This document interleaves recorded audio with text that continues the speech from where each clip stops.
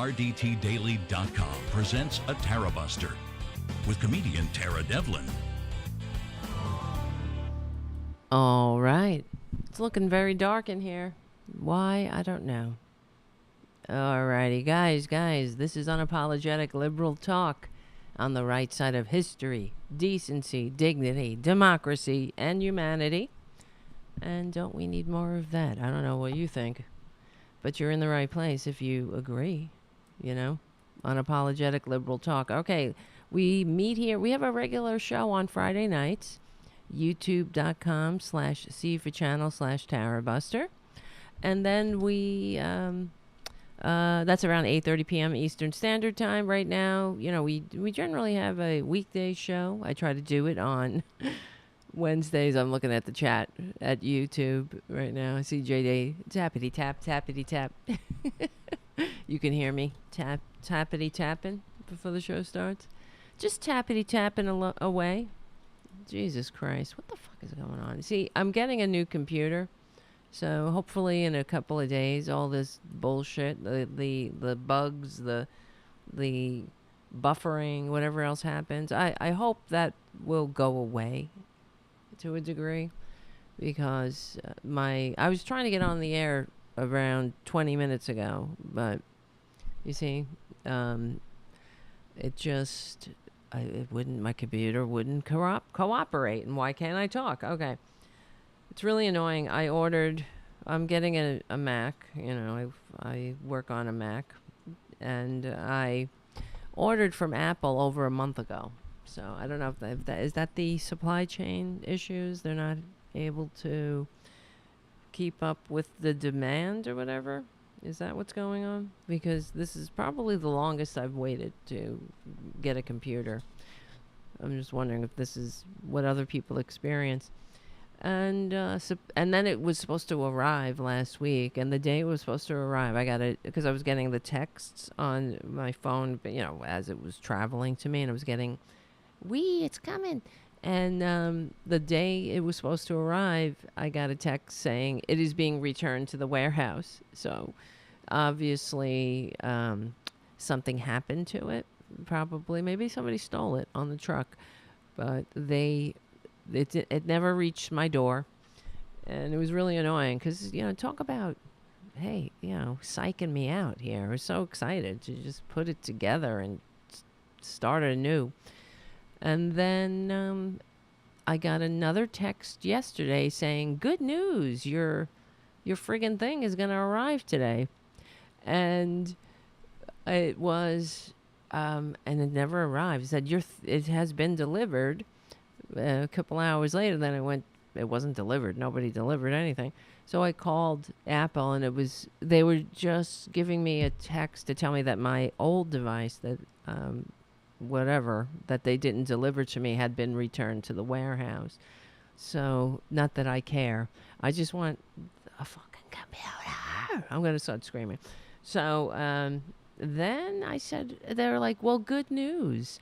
Now it will be shipped to you. I'm like, now it's going to be shipped to me? Why wasn't it shipped to me a week ago when you told me it was going back to the warehouse? Why did you have to wait for it to go back to the warehouse? I didn't initiate this return. Look, I'm just, this is the, just the minutia of annoying things that happen in life. And so they're like, well, it will arrive between March, what day? I don't know. Something between March something and March 9th. Oh, all right, motherfuckers. All right, whatever. I'm just saying. I'm sharing and caring. That's how we do it on Tarabuster. Okay, listen. If you can become a patron, please do. Whatever.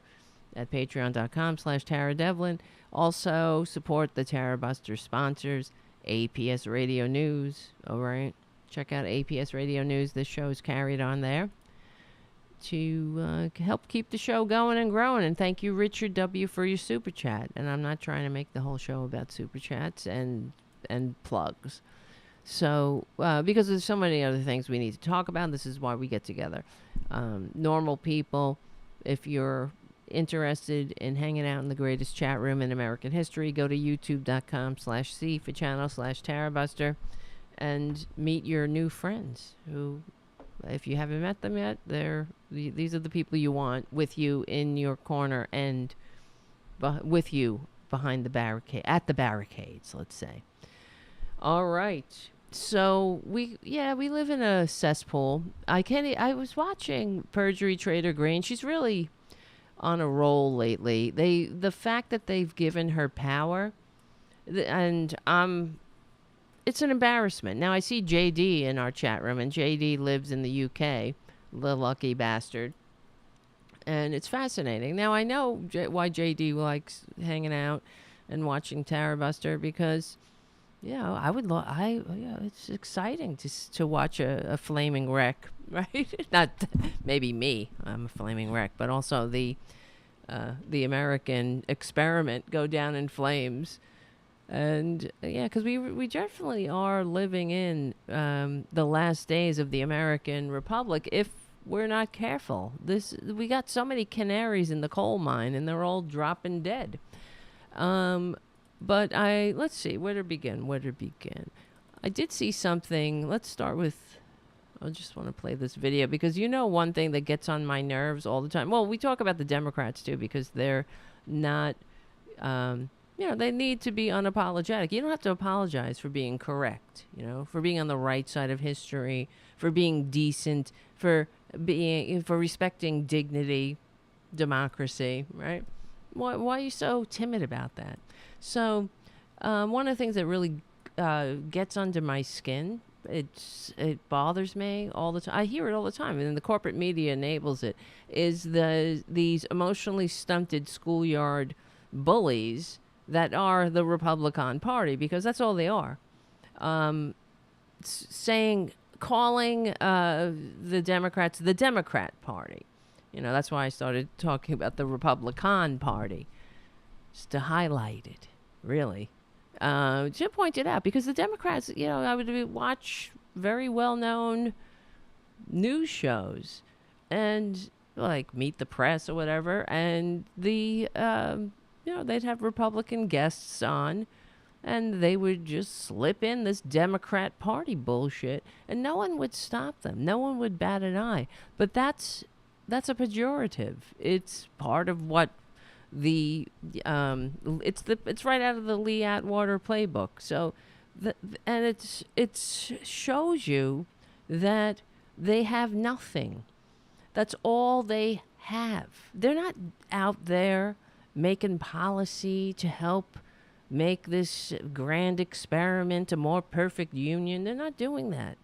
They're operating solely to trigger the libs, which is in itself it's emblematic of how unpatriotic they actually are, of how much they hate America, because we're not advocating for democratic policies or progressive policies because we want to trigger the traitors, or the Republicans. I'm not trying to hurt them.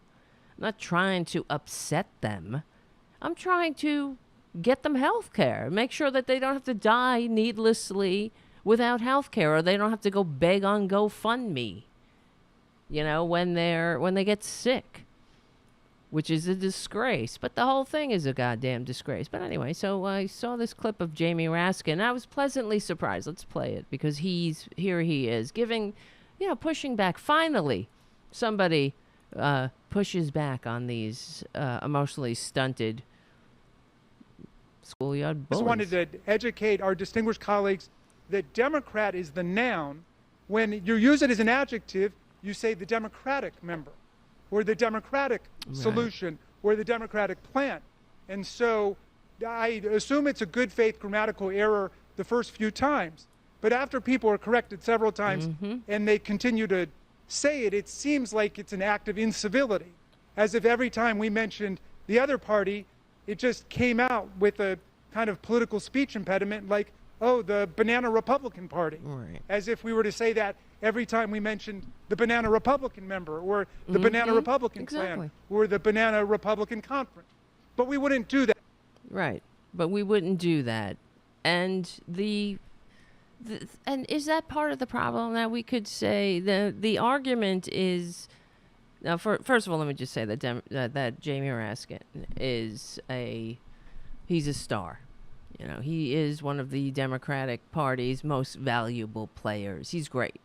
He's fabulous, kicking ass for the working class, for real, and bringing the receipts all the time.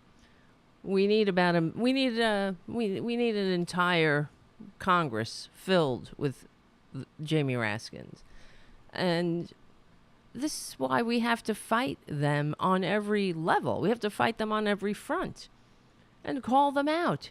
And it would be nice, though. The reason why it got to this point is because of the corporate media. And JD on the chat says, I'm a glutton for punishment. Watching England being wrecked by the current administration isn't enough. I get it. I do. I wish I could. I really do. I do. I feel my homeland. Well, my family's from Ireland, but my grandfather was in the English army, and I feel my ancestry strongly. And I get, I am not kidding when I'm like, Grandma, if I go into the light, the first thing I'm going to want to do is have a little conversation with Granny, if there is, if Granny's on the other side. That's what I'm trying to say. Not that she's in hell or anything. I'm just mean like if there is another side. Or if I go to hell. I'm not going to hell. There is no hell. This is hell. We live in hell now. That's the whole Buddhist thing, by the way, in case I'm sure you know this anyway. Hell, as Nichiren Daishonin said, is in our 5-foot bodies. I guess they were short at the time. So hell is in your mind. I wish the Republicans would keep hell in their mind, but that's the problem with right wingers. They project their hell onto civilization, onto the rest of us. So and we unpack them all the time as psychologically. Look at my cat. He's here. Let me see. Stop it, Junior. You're being abusive. Can you believe I'm being abused by a cat? Wait, hold on. The fuck is my eCam? This is what I'm talking about. If this continues when I get the new computer, could you imagine like the first night? I'm sure there's going to be some bugs to work out, but first night when using the new computer, be like, where the fuck is eCam? Like if nothing has changed. Going to be disappointed. Jesus Christ. I cannot find it. This is the problem. Hold on. Let me see if I do this. Hide others. I cannot find my eCam at all. So that means I have no control. And I can't get rid of... Oh, here we go. I was trying to take that picture down and show you this picture. There he is. Look at him. Look how good he is. Look how good you are when you're being good. Watch. Give me your paw. Give me that paw. I want it right now. Good. See? That's right. See? You got talent, kid. You're going far. I don't like that view of me. That's not a very flattering angle, but oh well. You got to learn to love yourself no matter what. All right. That's the whole thing. I remember talking to... Who was I talking to? Somebody, we were, talking about doing the show with a camera. And they also have a show, but they didn't want to go on camera. But it's like, who cares? You got to love yourself no matter what. That's the point, right? Who cares? It could be worse. And nobody, whatever. Nobody cares. All right. We got a lot of people in the chat. If you're hanging out on a Wednesday night and want to join us. youtube.com/c4channel/Tarabuster. Okay, yes. So a lot of things happened this week, including the fact that it seems as if the Supreme Court is going to strike down Biden's student loan forgiveness, which is typical, of course, because they have absolutely no business. Now, I don't, let's take the big picture here. Why does anybody vote for a Republican? Anybody? Why? Why does anybody give them power? This is the tyranny of the minority. And, as JD, I'm envious of JD.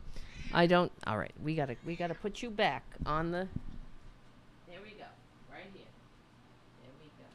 There we go. All right, stay. I might have to put him in the bedroom. He's getting salty tonight. But, so, this is the thing with the Supreme Court. They are illegitimate. They were shoved onto the bench through dirty tricks, through Moscow Mitch's dirty tricks.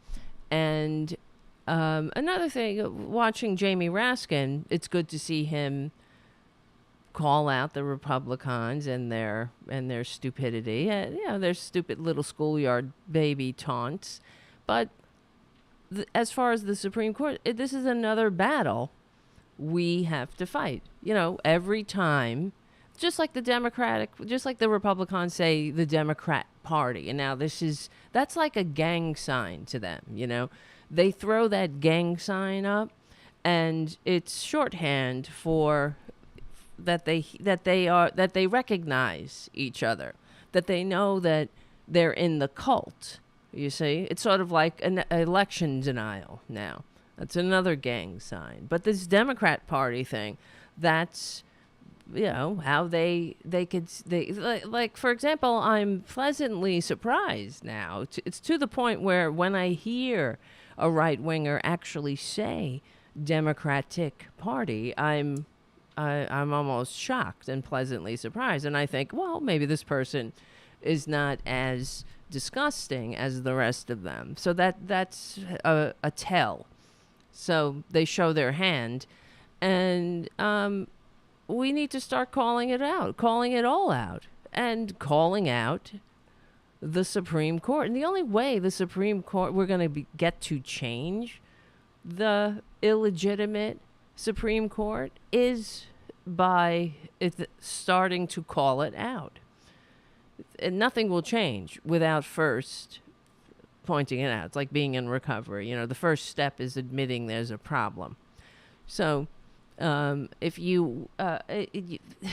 why it's imperative for Democrats, and this is something, I know it's wishful thinking, but that it's imperative for them whenever they get in front of a camera to say the illegitimate Supreme Court, the illegitimate Amy Coney Barrett. She should never have been seated. That bitch couldn't wait for Ruth Bader Ginsburg's body to be in the ground. Do you realize that? The hypocrisy, the stunning levels of hypocrisy that we as Americans have to endure. And that's why the Supreme Court has a historically and appallingly low approval rating, because they have completely corrupted the Supreme Court. So, and this is one of the things that we talk about on the show, and notice how the corporate media, and this is how we know we are truly in trouble, is that they do recognize, not all, but some, many, even the MSNBC crowd, they say the F word, meaning fascism. They call out the Republicans for their fascism. And I've said for years that in every Republican chest beats the heart of fascism, and here we are. The corporate media has finally caught up. And so that's that's good that they do that, because they definitely reach more people, of course, than this dinky show and others like it. But the only way we're going to be able to change the Supreme Court is, and fix it. That's what we have to do, is by first calling it out. When you talk about Amy Coney Barrett, every time she's mentioned, you have to point out the fact that she has absolutely no honor. Nobody no one has honor. A person doesn't. Well, no one has. You know what am I trying to say? How can you want to tell somebody has no honor? Invite them to a coup and see if they accept. So anybody who accepts an invitation to a coup has no honor. Moscow Mitch McConnell called Amy Coney Barrett. I don't know what. Maybe he texted her. Who the fuck knows? But he got on the horn and he reached out to Amy Coney Barrett, who, for a party that's all triggered by identity politics. Let me remind you guys that Amy Coney Barrett, she was going to be nominated when in the spot that they put I Like Beer, Justice I Like Beer, Brett Kavanaugh, another illegitimate Supreme Court justice that has no business being there. And they decided, well, it was Trump who said, I'm saving her for Ruth Bader Ginsburg, you see? Because they have to have a female, you know? No, fuck this. They're always about, who's the most qualified or whatever. The Democrats are, blah, blah, blah, identity politics. But no one plays identity politics more than they do. Because the people that we have, that normal people have on our side are, it just so happens we have a diverse tent. We actually have a big tent, so there's a lot of people to choose from. So it's not about identity politics. Look at Ketanji Brown Jackson. Even though Biden said, I will put an African-American woman on the Supreme Court, and it's goddamn about time, that's for sure. But her qualifications are impeccable. She has more qualifications than all of that goddamn court combined, especially the right-wingers, because the only qualification, really, we know that the right-wingers have are that they are fascists. They're loyalists, that they have no honor. They have no integrity. And nothing says, I have no integrity, more than, hey, you want to go, you want to participate in this coup? This bitch, was called, whatever the hell, and she couldn't even wait for Ruth Bader Ginsburg to be in the ground. These disgusting people. She wasn't even cold yet.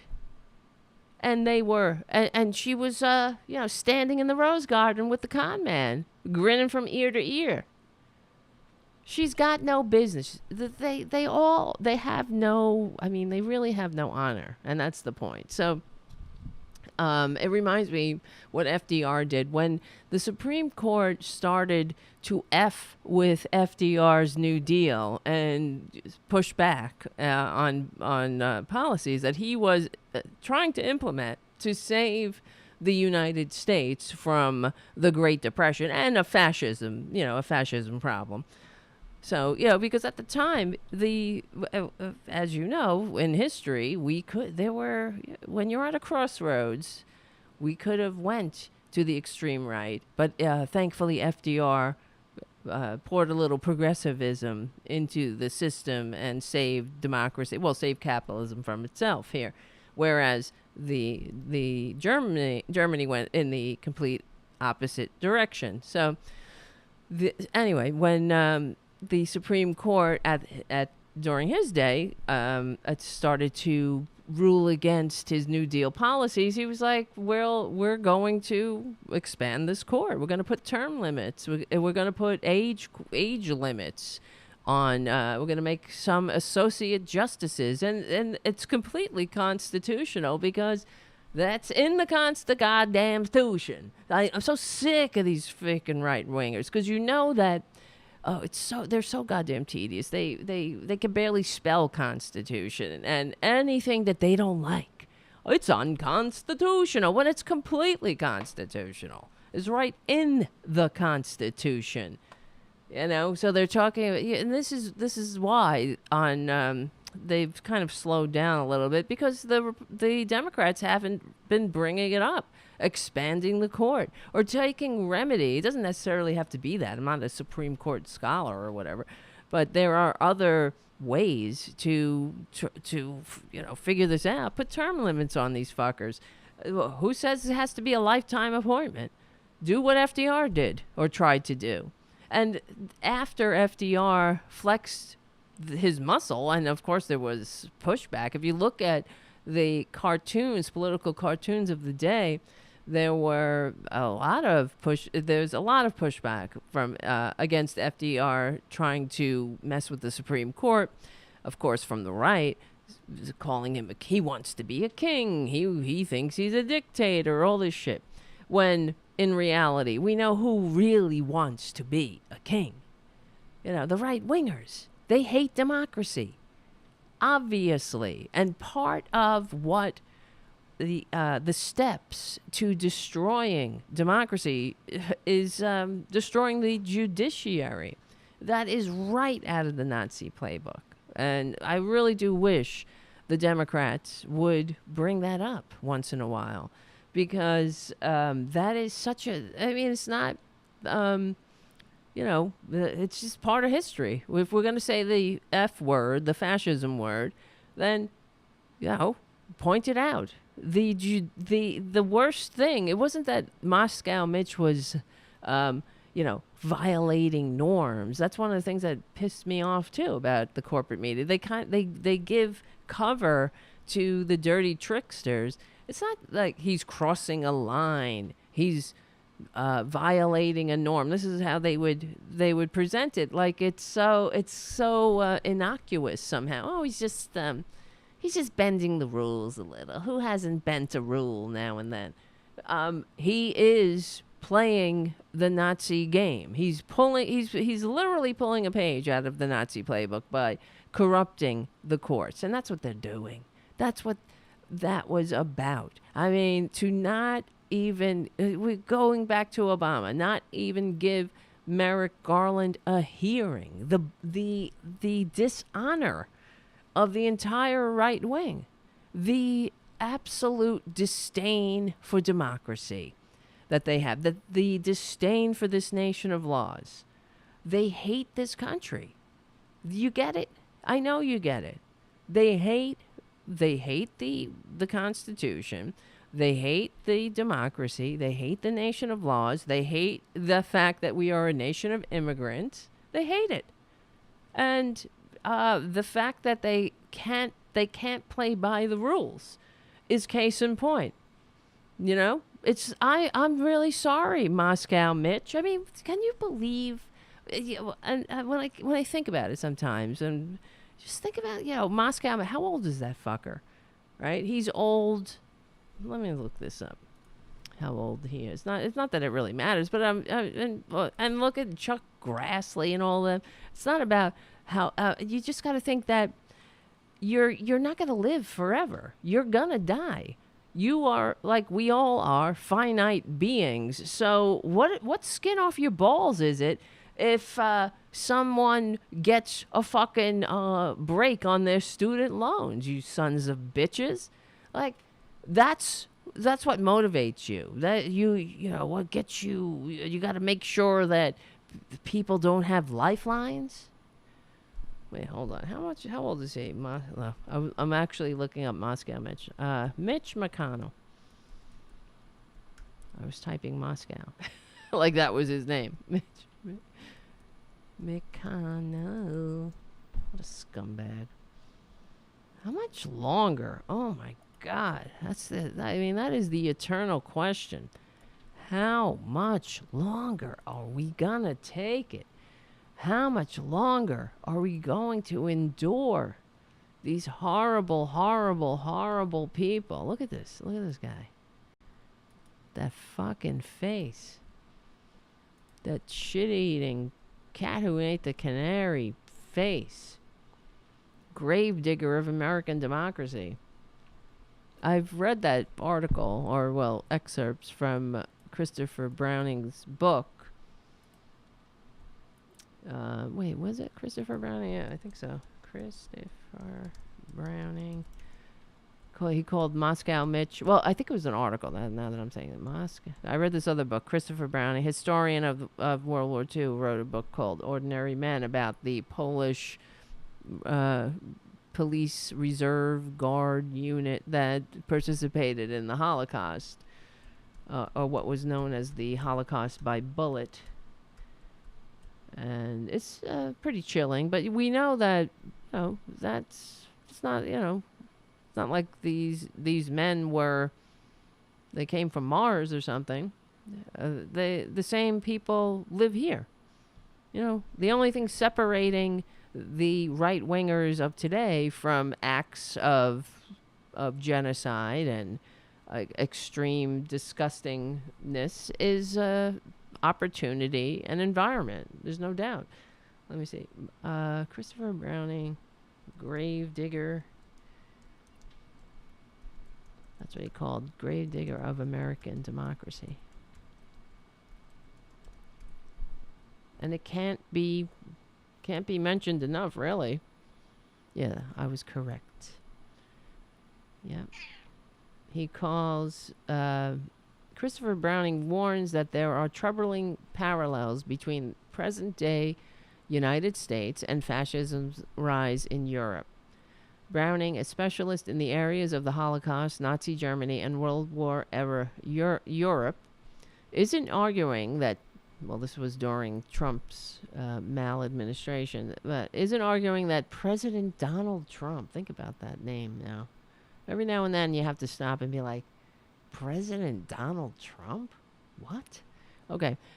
He's not arguing that Donald Trump, president, is a modern Adolf Hitler, or that Trumpism is akin to Nazism, but he does argue that certain stress fractures in society and in the international order appear to be reemerging with these patterns, and they portend troubling trends for the United States and the rest of the world. And there is one figure in American politics that Browning does see as a relatively direct and troubling analog to a crucial World War era figure, Senate Majority Leader Mitch McConnell. The Kentucky Republican is becoming the gravedigger of American democracy, Browning wrote. The role played for Germany beginning in the 1930s by President Paul von Hindenburg. Hindenburg didn't defend democracy in Germany. Instead, he unleashed emergency powers in 1930 to appoint chancellors to skirt over political divisions in parliament. Eventually, Hitler became chancellor when Hindenburg erroneously thought he could be controlled. And also, we were talking about this on one of the shows recently, and it comes up. Well, it wasn't just Hindenburg. It was the business class, the conservative business class in concert with Hindenburg. I mean, they were all conservatives, and they put Hitler in they made him chancellor, thinking they could control him because it was terrifying to them, thinking that they may have to run their businesses with labor unions and things like that. They would much rather have fascism, of course, that they thought that they could control, than have a worker having any notion that they might have a seat at the table. You better stop that. I don't like that. He's biting my hands, my cat. I love him, but what's with the biting, huh? What's with the biting, buddy? What's with the biting? Why? Why are you biting me? Why are you biting me on the air? He never bites me any other time except when we go on the air. I think he's mad. He's mad. Haiku says, Donald Trump, the douchebag, playboy, rich kid, racist creep from New York, is what I think. Yeah, well, that's him. He has no... That's what he should have been, and that's what he is. You know, he's a disco prowler. He's a lowbrow cretin who has nothing to offer. I mean, he doesn't have anything of value to contribute to Earth. That's what the thing about these right-wingers. What do they bring to the table? They don't bring decency. They don't bring humanity, right? They don't bring fair. They don't bring anything that makes the world a good place to live in. And the fact that these right-wingers, these dishonorable cretins on the Supreme Court are now all pondering, you know, they talk about $10,000, right? And let me talk about this for a minute with the student loan forgiveness. It really pisses me off listening to, well, of course, the corporate media, because the way that they present it, I was watching something and they were like, of course, they have to do both sides. Everything is both sides. Well, on one side, they say this. And on that side, they say boogie boo. And the other side says poopy poo. And they're as if they're equal. But then you have this guy. They had to wrap it up with some guy going, well, I never took loans and I didn't. So what about me? You know, so I'm not getting any money. Like, you know, as if the, let's see, let's not do anything then. Why don't we not do a goddamn thing? Because somebody might not get something. Someone might miss out. You know, I paid my student loans. I'm not like, oh, fuck that. I had to pay. So you got to pay. It's like, oh, well, let's not have abolition.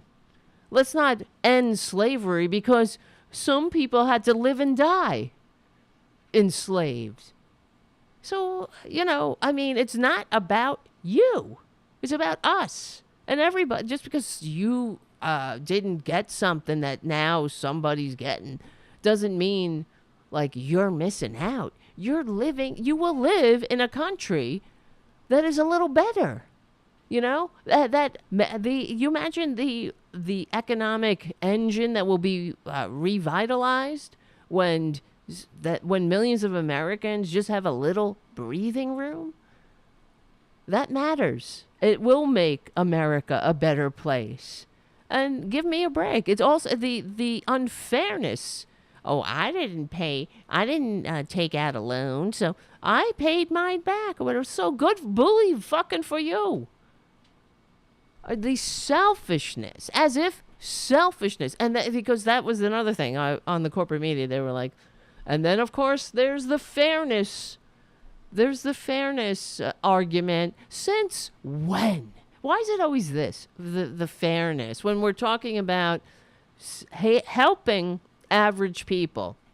We never hear about the fairness argument about the fact that the fucking rich pay no taxes on their stinking goddamn corporations that use all our public infrastructure and everything else. Oh, then there's the unfairness of it. We got the fairness. Like this, like that ever counts, except when you're trying to ensure that we make absolutely no progress at all.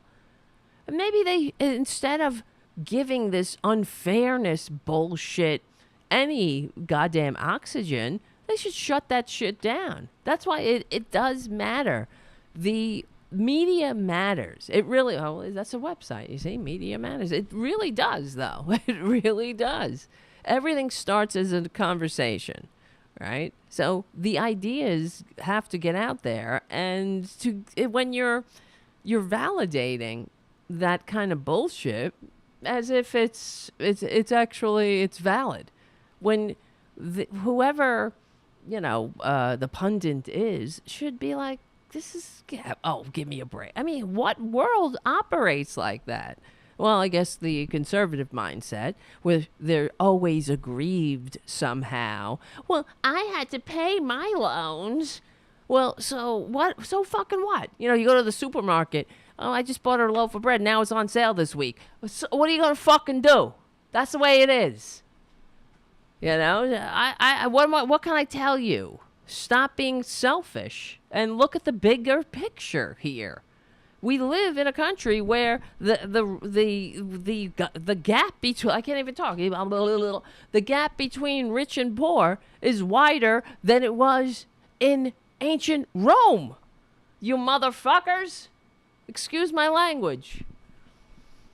And we have upward immobility, the worst in the entire Western world. We have an income gap that used to be the slightest. Now it's the widest. In 40 years, that happened. Right before our very eyes. Our very eyes. But why aren't you fair in us about that? That's so unfair that they robbed from the majority to give to a handful of people who will never spend it in a million lifetimes. So they can have a couple of more zeros on their bank account. So they could continue to buy politicians and corrupt government so they could write the rules to make it easier for them to steal and put their boot on your neck. And destroy this pesky democracy once and for all. So give me a break with this. It's unfair. Shame on you if that's how you feel. Really, shame on you. That's why I'm just done with this shit. You know, when I'm done with right wingers, I'm done with first of all with anybody who votes for a Perjury Traitor Greene or a Lauren Boebert. Shame on you. Shame, shame, shame. Should be like Cersei Lannister. Shame. Shame. All of them. Shame on you, you know? I mean, Jesus Christ. And shame, you know, we were talking about, I know I'm just looking for an article, but we were talking about it, you know, the Ohio, the train derailment. And now they're like, where's Pete Buttigieg? And we were talking about this the other day, and I was thinking about it more and more. You know, during the week or whatever, about how we never hear the Democrats ever push back. You know, we hear the Republicans all the time how government's the problem, government's the boo, boo, boo, the 9 most dangerous or terrifying words. I'm from the government. I'm from, you know, then. But you never hear the Democrats. They're always responding. They're never, you know, like when there were 400 train derailments when the con man squatted in the White House and Elaine Chao was nowhere to be found. We never hear anything about fire Elaine Chao, resign Elaine Chao, because it's all this selective outrage. But with the Democrats have to get more unapologetic when these right wingers are like, where's Pete Buttigieg or whatever, then you say, what are you talking about? I thought you guys thought the 9 most dangerous words were, I'm from the government and I'm here to help. You mean you want government? You want government to help? I wasn't sure, because all I've been hearing since I could fucking since I was conscious from zygote, all I've been hearing where you right wing is going like, government's the problem, shrink government, kill government, drown it in a bathtub until you want something, right? Like Goldilocks, like babies. Government, it's like, I'm like, they're the government of Goldilocks. It's just right. Government, the size of government is just right in the ways it serves me. I'm from the government. Oh, I'm sorry. You want government now. That's what the Democrats should do. Now you're all upset. Where's the government? We need help. I'm from the government. Well, they took the brakes away. The government, those pesky regulations. Well, why don't you go drink poison? Do everything yourself then. You know, when you eat your food, we don't need those stinking regulations. Maybe you'll get explosive diarrhea. Well, like in North Korea, when they open somebody up and they start pulling out worms because they've those pesky regulations, right? I'm from the government. They don't got no government helping them. They're free. They got a lot of freedom. Freedom to die, freedom to eat parasites, if they eat at all, right? But, oh my God, this fucking cat. Stop. Stop it. You're pain in my ass. Jesus Christ.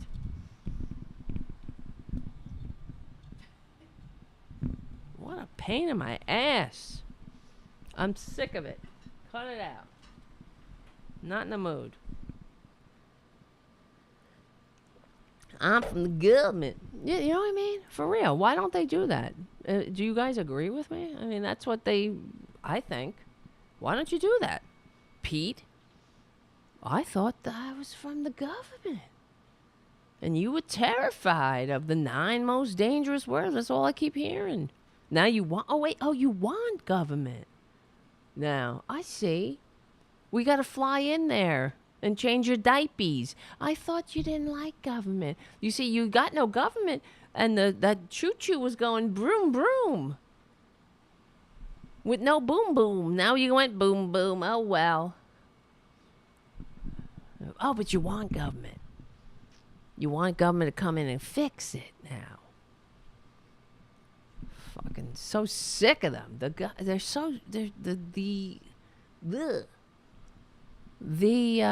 hypocrisy it's stunning and tedious, and I'm sick of them. I'm sick of them. You know, the center of the universe is such a crowded place filled with Republicans. I'm sick of it. They have they are babies, right? You know that. And I keep saying it because it takes a level of maturity to function in a free democratic society. And they don't have that level of maturity. They're like babies. That's why they're like, I do it myself. Oh, mommy, where's the guy? We got a problem. You know, that's the way it is. Mommy. And then, but then they're like, I do it myself. I don't need government. Well, go Galt already. I thought, why didn't they go Galt? That's the other thing with the train derailment. That's a perfect opportunity to go Galt. Show us all how Atlas shrugs. Shrug away. Be like, that's it. Government is useless. Come on, guys. Let's do this. Let's show them all how resourceful we are. This is the old American ingenuity. Put our heads together here, and we'll figure it out. No. Oh, well, why don't they care about us? Pete Buttigieg doesn't care. He's not here. Well, that's because, first of all, we live in a modern world. You don't need to see Pete Buttigieg's fucking face for him to be doing something. But, okay, I thought you were terrified of the government. I'm from the government. I'm here to help, right? That's what Pete Buttigieg said in so many words when they landed. And it doesn't matter when they landed. Within 2 hours, the government was helping, doing whatever they had to do. The EPA was on the ground and assessing the situation. But no, this is what I mean. This is how the right-wingers get away with their baby tantrums all the time, because no one ever calls them out on it. Never. We never call them out. They're never held accountable.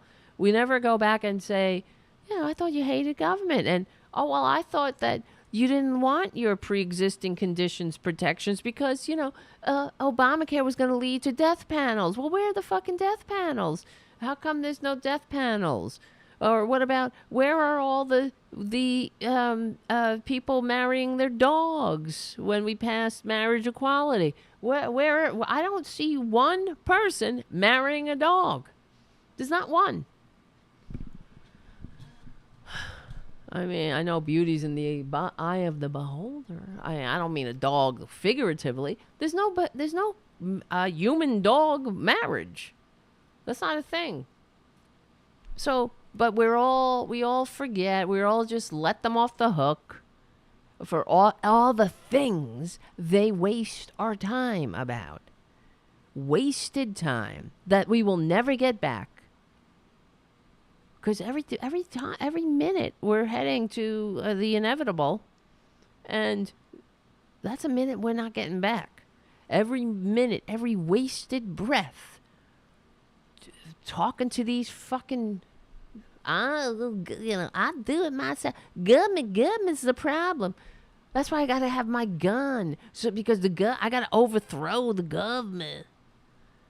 Even though that's not what the Second Amendment's about, but that's another thing. It's like we have to deal with these babies, but the thing is, it's like that's the way it is. I guess people, it's like when you deal with a baby, you can't stop every 5 minutes and like deal with a baby. You just kind of ignore them sometimes. It's like, oh, whatever, the fucking baby is having a tantrum, whatever. You can't address every stupid babyish thing. Because you never will do anything. You'll never get anywhere. You never go to the damn grocery store, and get your shopping done. If you have to stop every 5 minutes and address a baby having a tantrum. And so I think that in a lot of ways, Democrats it's like adults. You ignore them, and you hope that others understand. You just, they'll grow out of it.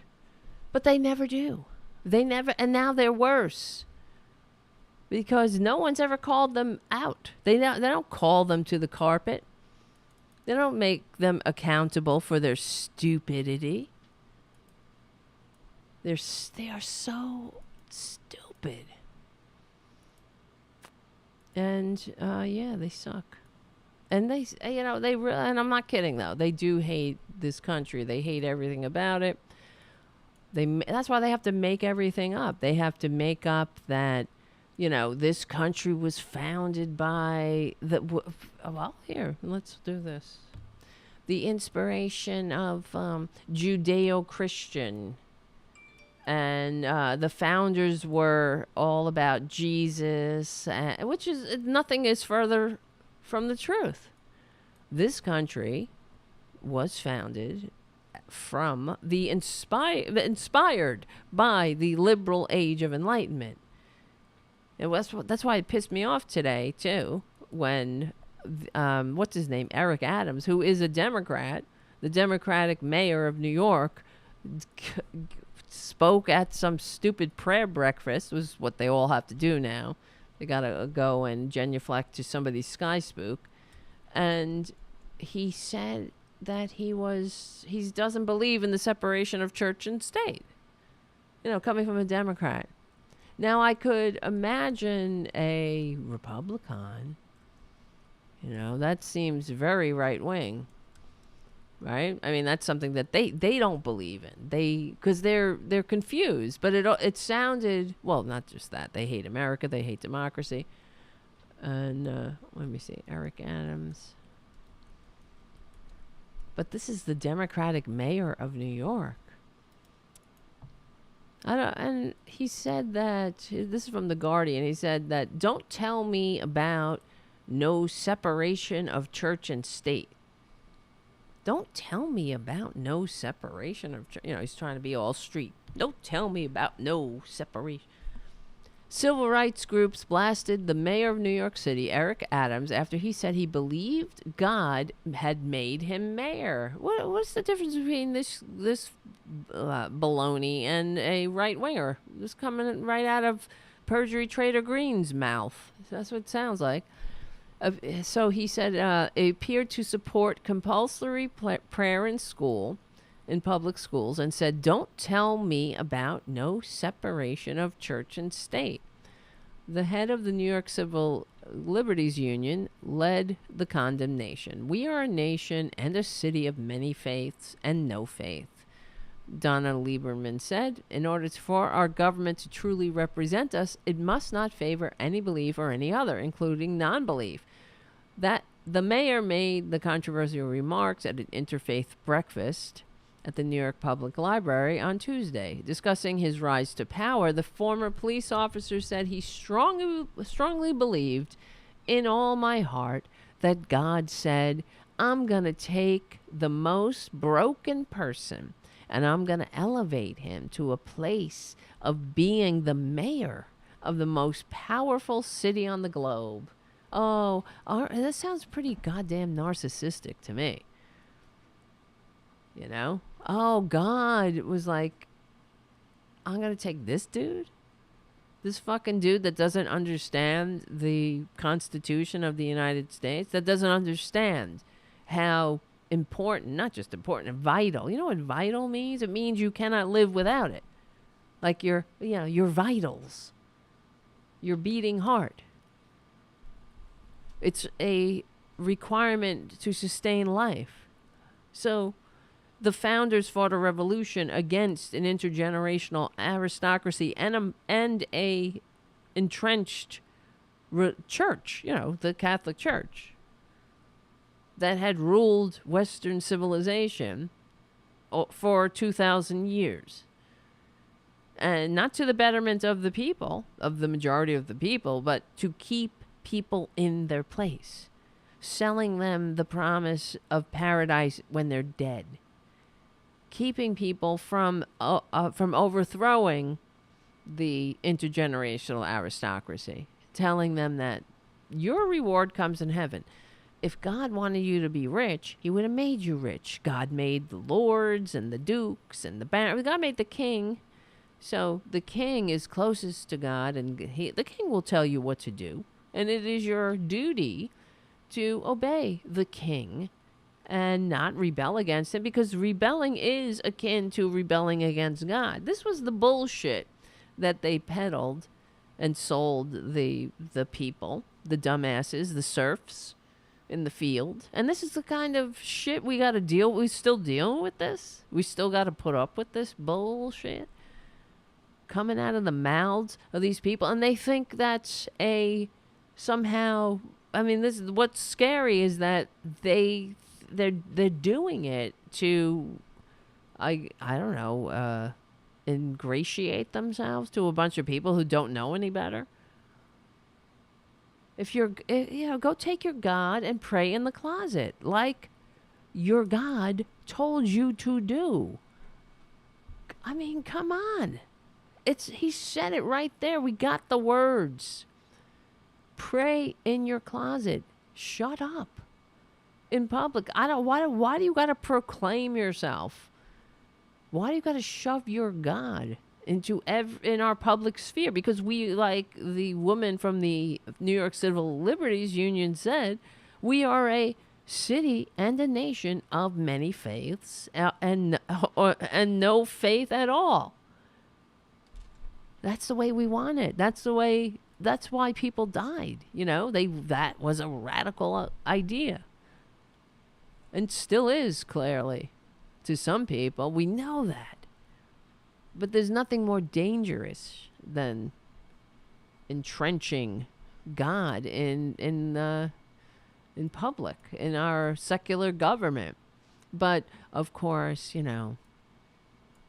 because I guess the godless communists, well, the Nazis were really into God. This is another thing that Republicans and just right-wingers in general, they like to rewrite history, of course, especially distancing themselves about from the Nazi ideology that they are, right?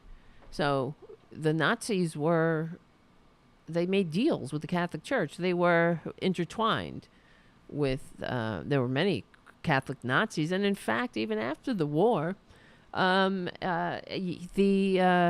hunters, the Nazi hunters, right, that tried to bring these scumbags, these war criminals to justice, they they were being there was, what am I trying to say? There was like an underground railroad for Nazis, getting them out of the country, getting them to safety, getting them to Brazil.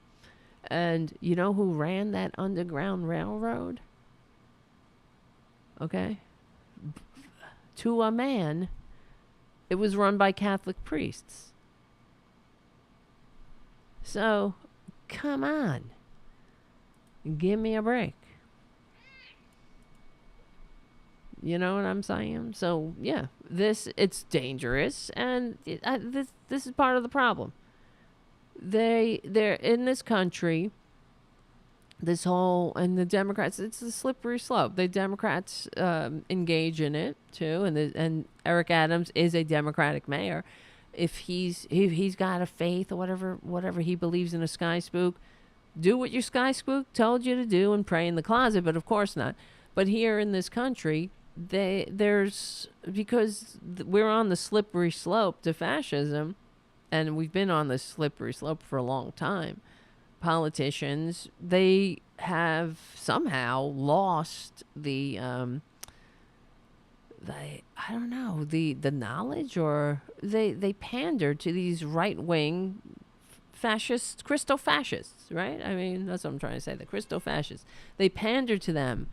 Every time they end a speech, they got to say, God bless America, God, Jesus. You know, who's your I remember they asked George W. Bush, who's your favorite philosopher? Jesus. Bullshit. Because you don't know anybody else. You don't know shit. The ignorance. That's one of the common denominators here in America.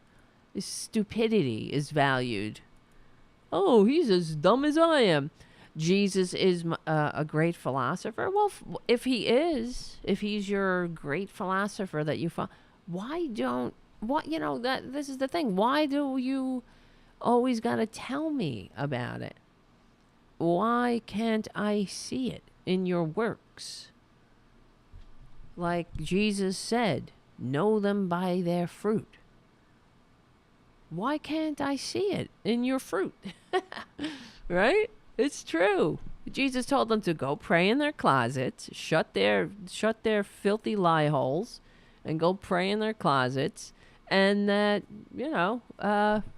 everything else that he said that they don't do, that you will, if you really want to, what did he say? If you want to be like me or whatever, do what I do. Give all your money to the poor and follow me. Because we got the kingdom of heaven. You're talking about all this bullshit that passes away. I'm selling you eternity in a mansion with Janis Joplin and Jimi Hendrix and Judy Garland. It's gonna be fun. And you're worried about some trinkets and baubles here on the ground that you can't take with you, that somebody's going to dig up someday with eager hands, like they say in Cities and Dust, for those Susie and the Banshees fans. Dragged and washed with eager hands. Right, honey? Jesus help us. Eric Adams, when we took prayers out of schools, guns came into school. Get this fucking guy out of here, really. Okay? Get this guy out of here. Guns, you son of a bitch. This sounds like any right-winger, which is why he's a dumbass. And, of course, that's dumb. And not helpful at all, because because it's not true. You know what I mean? We have a real problem, and here comes Eric Adams with some platitudes that will do nothing but delay the actual progress we need to make. Well, they're like, prayer in schools. No, it's got nothing to do with prayer in schools. It has to do with nut jobs not only not getting the help they need, but also having easy access to fucking assault weapons. Why is that so hard? It's not hard. They know that, but you know. When we took prayer out of schools, guns came into schools, Adams said to applause from hundreds of religious leaders gathered at an annual event in Manhattan. And this is, you know, it's like groupthink, and it's a problem, of course, but I'm sure in the room, he's like reading the room. He's like, I'm going to really wow him with all my fascist, crystal fascist sentiments. Watch this. Hold my beer. And then, don't tell me about no separation of church and state. Well, I'm going to tell you. I will tell you. And I'm telling you, you're dumb. I was, when I read this, I wonder, I can't take it. I can't take it. Let me see, Eric Adams. I just want to see if there's an update. If he said anything about it. Mayors, blah, blah, blah, blah.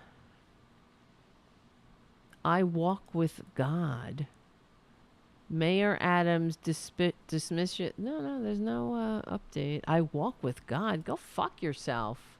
Walk away then. Walk. Keep walking.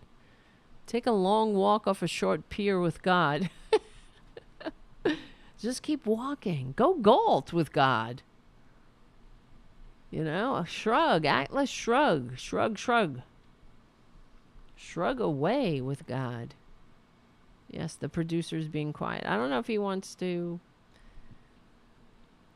be put back up on the little cat tree, because he will be if he isn't quiet. He's looking at my hands like a rabid dog looks at a chicken wing. Jesus, Mary and Joseph. Could you believe where we live? JD, how big is your place, JD? Can we all come over? Right? Well, in the meantime, while JD is thinking about that, I want to say thank you, Richard W., for your super chat. Another great show, Tara. Thank you, Jim, for your super chat. Thank you, Mark, for your super chat and your very cute emoji. Very much appreciated. And thank you, Pookie's mommy, for your super chat. Hey, all you awesome chatters and Tarabuster. It's March already. I know, right? That's our lives. How many more months do we have to put up with Perjury Traitor Greene? That's one thing. I gotta put a countdown up or something. Like doing time with this bitch. Here, I want to play something. She was really on a roll yesterday. I kept watching clips of her, and of course she was wearing the same outfit, but nothing, you know, she was nothing against that. It's just that it was all these clips were coming out throughout the day, and it was like, this is just one day of this bitch's life, and she's spewing all kinds of bullshit from sun up to sundown and every hour else in between. It's like she's over here saying the election was stolen. She's over there talking about she's upset that fentanyl is being seized. Here, let me show you that one. This is a very fascinating thing that Republicans are very upset about. I want you to know that in 2020, there were 4.8 thousand pounds of fentanyl seized by CBP. But in 2021, fiscal year 2021, it increased to 11.2 thousand pounds of fentanyl was seized by the CBP. That is a direct result of Biden administration failure policies. Now, here we are. Either she doesn't know what seized means, or she is upset. I mean, what is she upset about? She's upset that the fentanyl isn't getting through and needlessly killing Americans. That's what she's upset about. I mean, that's actually a good thing, Perjury. That's a good thing. It's incredible. But or she's or it's the it's just the faux rage. They're constantly angry, and they cannot help it. That's one thing that I wonder, because I know that, you know, we're normal people, and they're crazy, but I do there, and then there are all like the undecideds. They can't decide if they want to be with the nut jobs or with the normal people. So I wonder if you know, this will help them hit bottom. You know what I mean? The constant anger it's just so tedious. Like, shut up. Everything that happens is, this is a failure. Like, the whole fucking thing. It's a failure. And we could tell, we can go tit for tat with everything that Trump did, and they remain silent. Which is, it only exposes how disgusting they are, and how transparent their anger is. And how much it's just a show, it's just an act.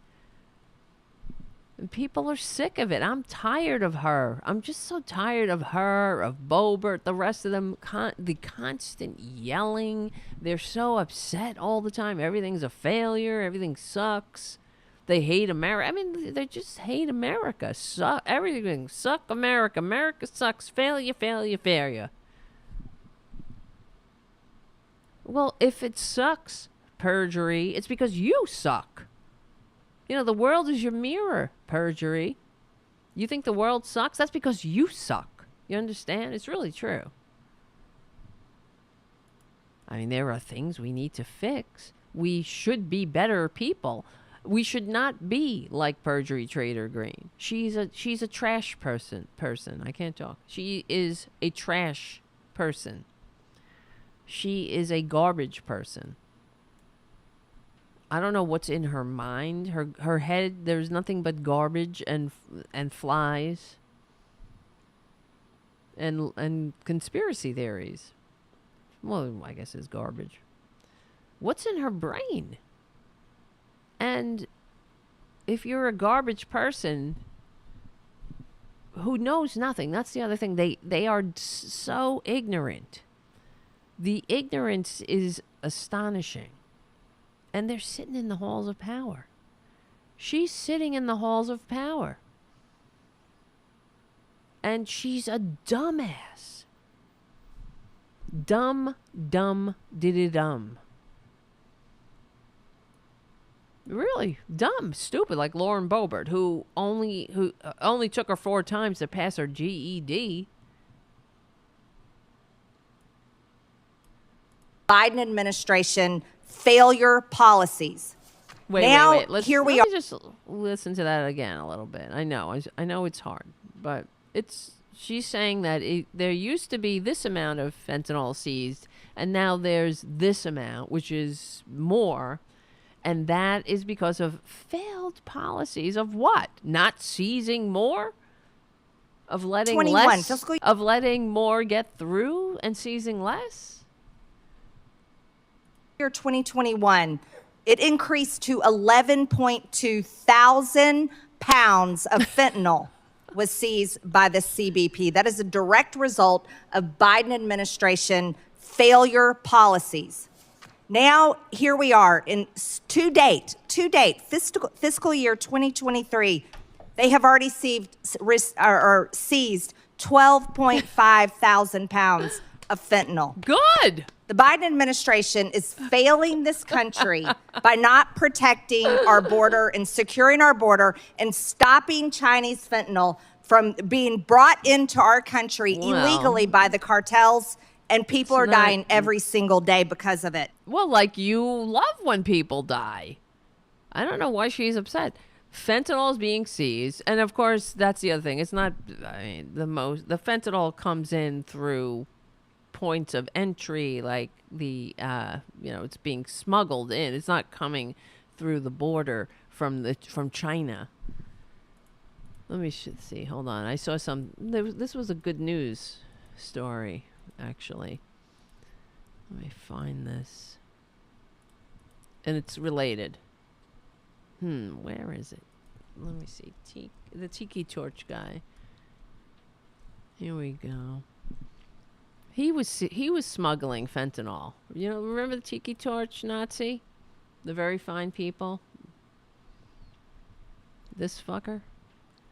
Charlottesville tiki torcher killed himself before a drug smuggling trial. He was smuggling fentanyl. That's how it's getting in, perjury. Teddy Joseph von Newcomb. Yeah, sure, that's his name. Yeah. One of the most prominent faces lit by the glow of tiki torches in what became the lasting image of the 2017 white supremacist rally in Charlottesville, killed himself as he was due to face criminal trial last month. Well, that's a good news story. Oh, that's terrible. Well, no, it's not. As I say, when one of these Nazis steps off the mortal coil, and I'm saying not do it. I mean, he did it to himself. I'm not trying to have violence against these people. I'm talking legally and peacefully. But they are damaged people, and they lack the courage to get the help they need. So he did nothing in his short life on Earth, his wasted life, where he took and put poison into the earth, into the world, because he is poison. You can't give something that you do not have, right? So if you want to make America great, you want to make, well, you know, forget it. They don't want to make the world great because they hate it. They're just a bunch of Nazis. But you know, if you want, you have to have it in order to give it away, right? That's what we say in the rooms. You can't. You can't. Hey! Oh God, he's biting me. But he was head to toe rotten and poison. It's like Perjury Traitor Greene. She's poison. She's rotten. She's got nothing. She's doing nothing because she can't. There's nothing there she can't give anything good because she's not good. She's loaded up. She's filled to the brim with filth.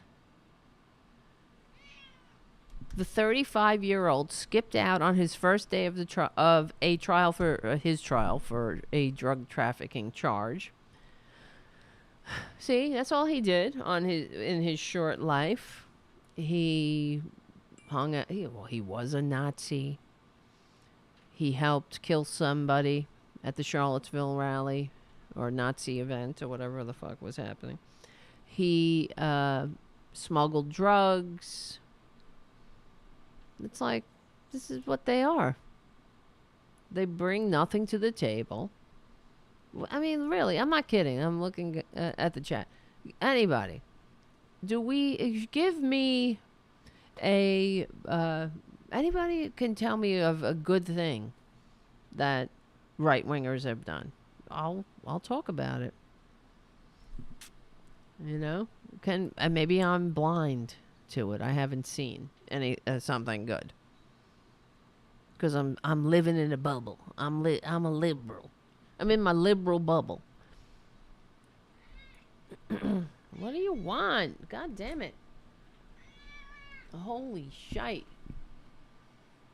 Stop it. Stop, you monster.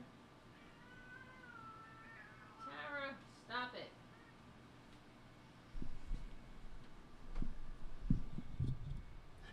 Well, bastard. Let me see. Oh, fuck it all. Where is this? I'm gonna have to put him in the bedroom. Is he coming back? Oh no, he's going inside. Good. Go lay down. You don't listen to me anyway. Thank you, Barry, for your super chat. You can't fix stupid. I hope that wasn't directed to me. I'm not stupid. I know that. Sometimes I wish I was. Really. So I could be like, let's watch The Real Housewives and not even think about anything. You know? I could never do that, though. I never was able to not watch this or care, let's put it that way. I saw the injustice. And also that it doesn't have to be this way. The only thing holding us back is us. The greed, the stupidity, the selfishness of Perjury Traitor Greene. Period. And her ilk. Like, I was watching this video of let me see if I can find it. Of not perjury. Lauren banned from the bowling alley, Bolbert. And she was, I mean, they're so annoying. But she was talking about something dumb, of course, and getting it wrong.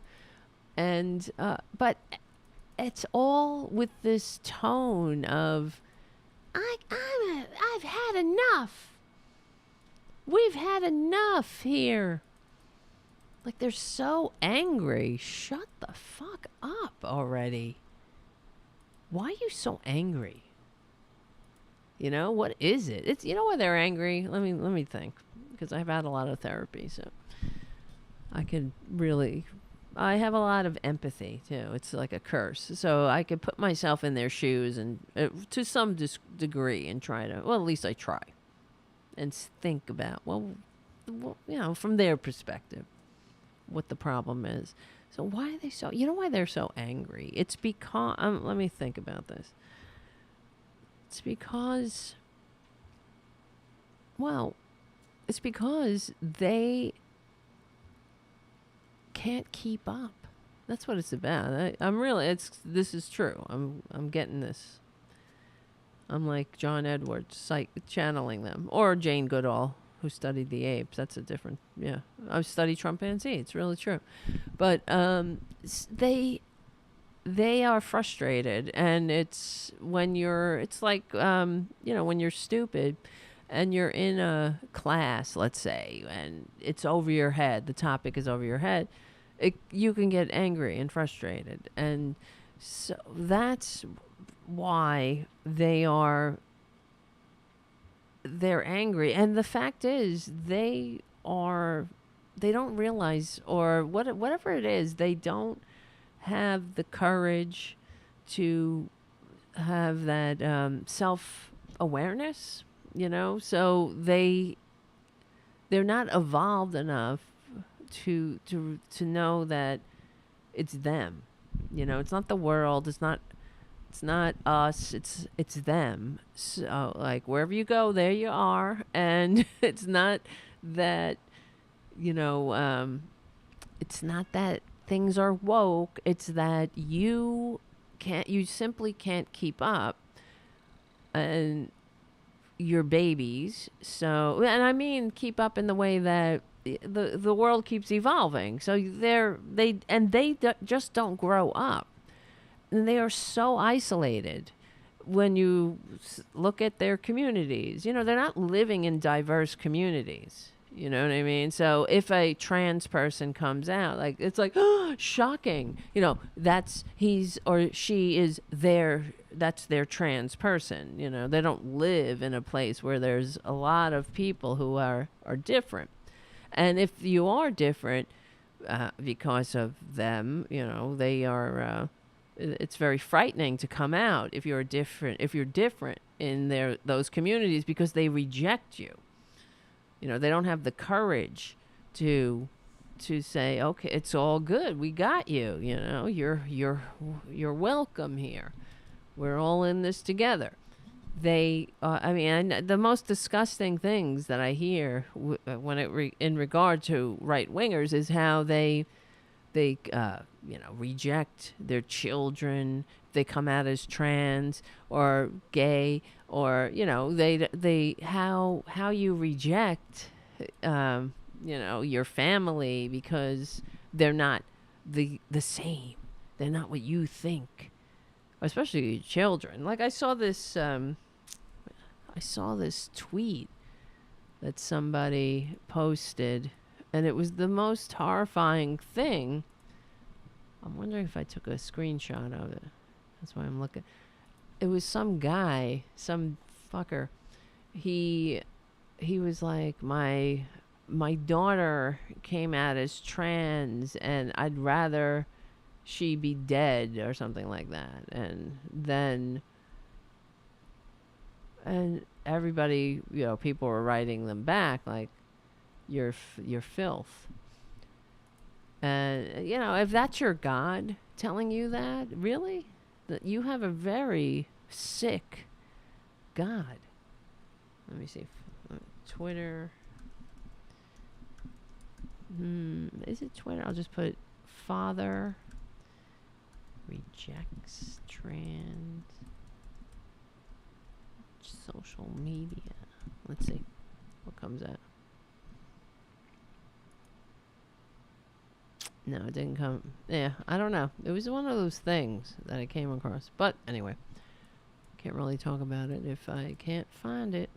There's so many other things to talk about. Like, for example, here's another one you might have seen.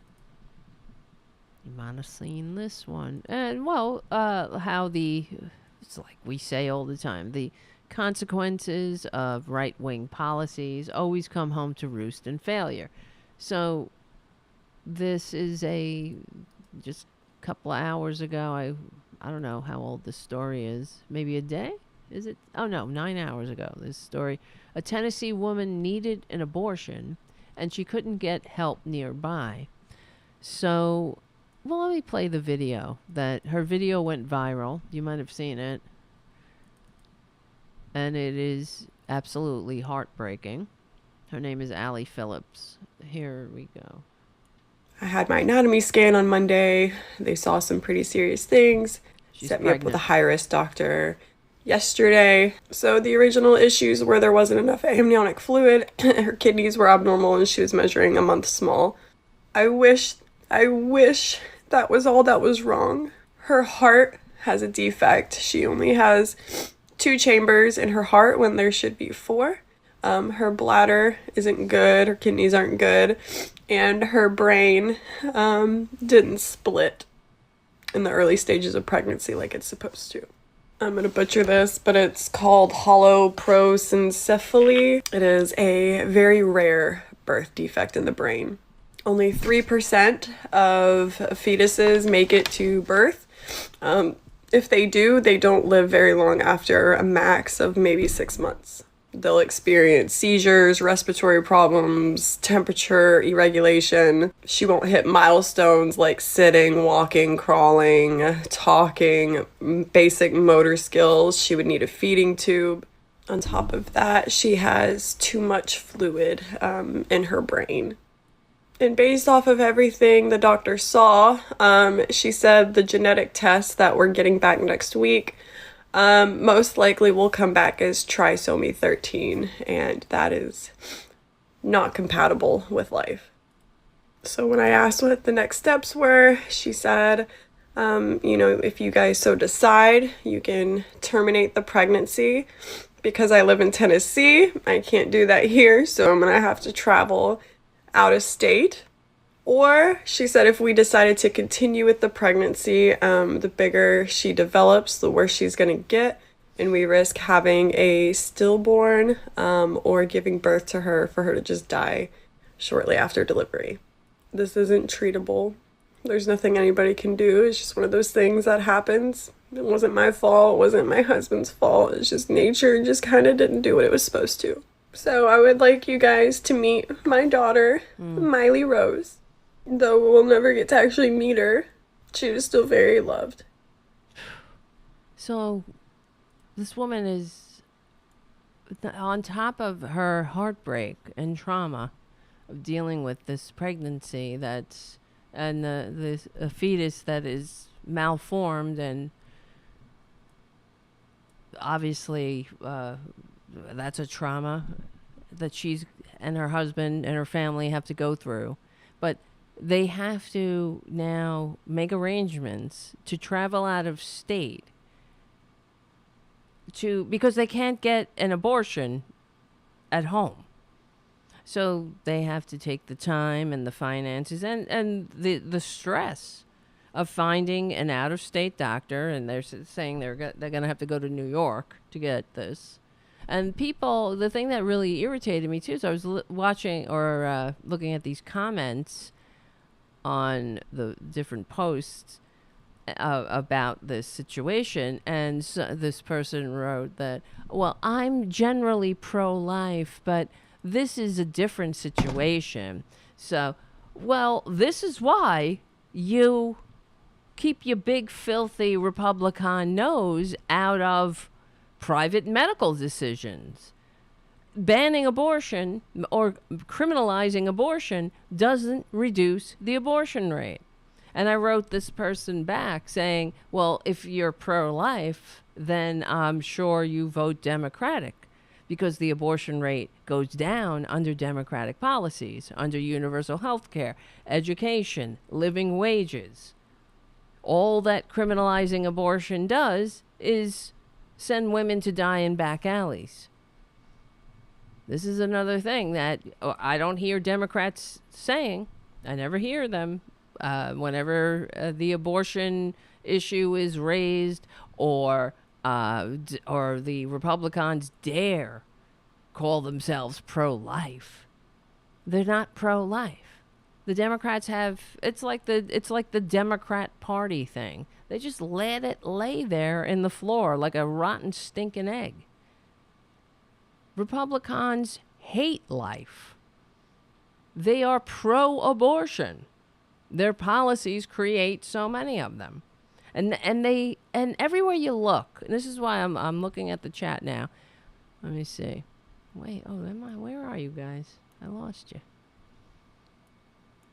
I lost my guys. Here we go. Let me see. Anybody have any good things that the Republicans have done? Are there any examples of Republicans bringing goodness, decency, anything that helps people in any way? Policies that I've perhaps missed? Because all I see is that Republicans, what do? They bring pain everywhere. They bring, division. They never bring light to a situation.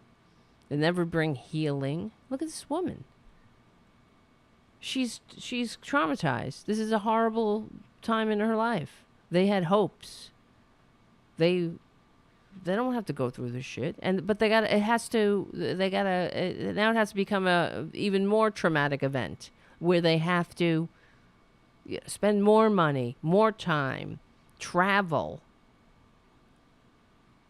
get a hotel room, get a doctor in a different state, take time off of work, take time off of whatever, leave your family,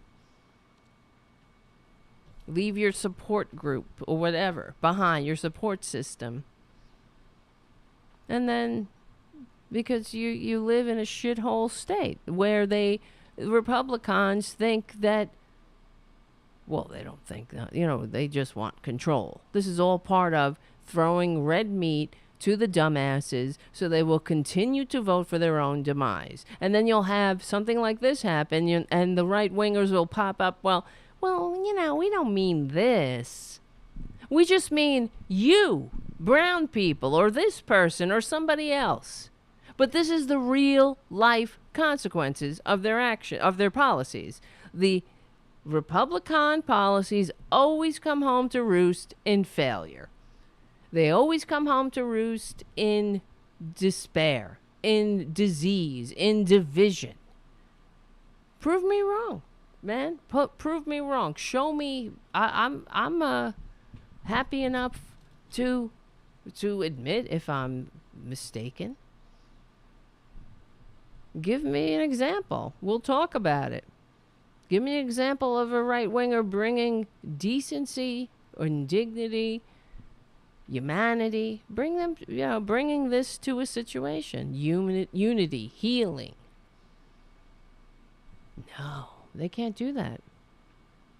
So everywhere Republicans inflict themselves on this sad country, it's sadder.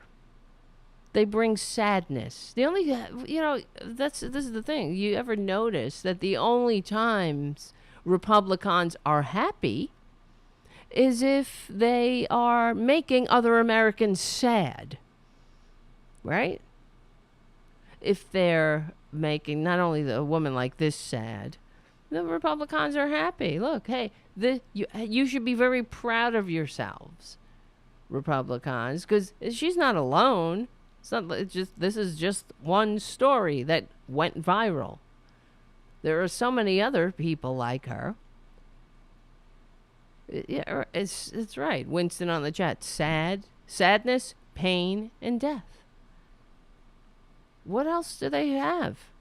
But then they're not only, they make this woman, so a woman like her, sad. Other women, families, sad, even more traumatized than they have to be.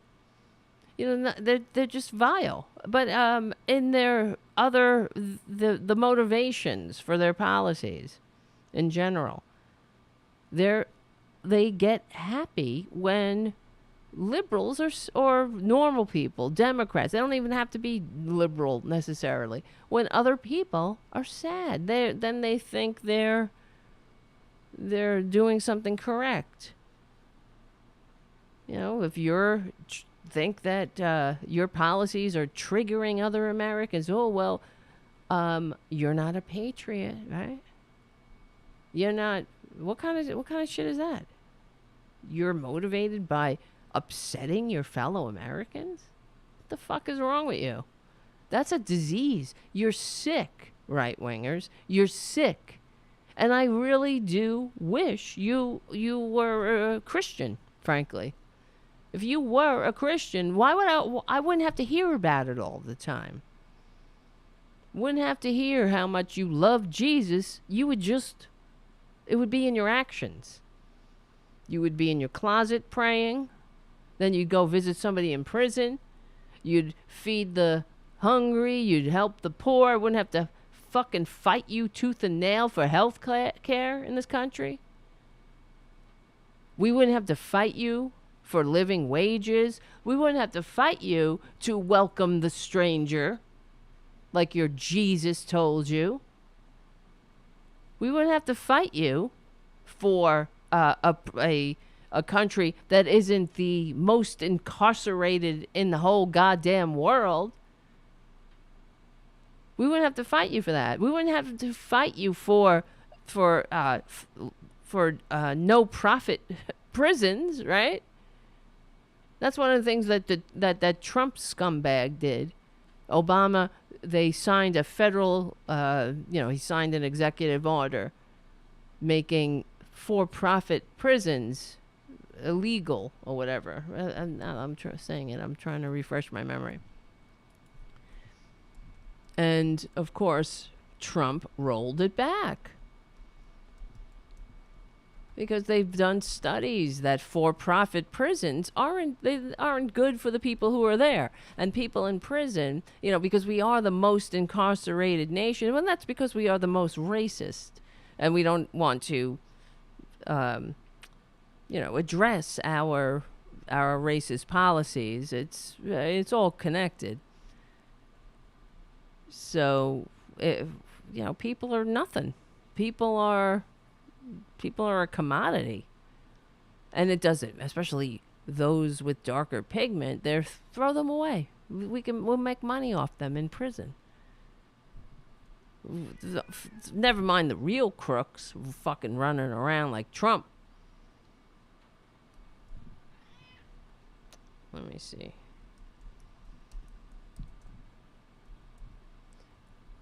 Yeah. Oh, and speaking of, now that I'm thinking about this executive order, what was it? U.S. reverses, right, that's what it is. Yeah, wait. I was correct. God damn it. U.S. reverses Obama-era move to phase out private prisons. This was in 2017. The Justice Department has reversed an order by the Obama administration to phase out the use of private prison contractors.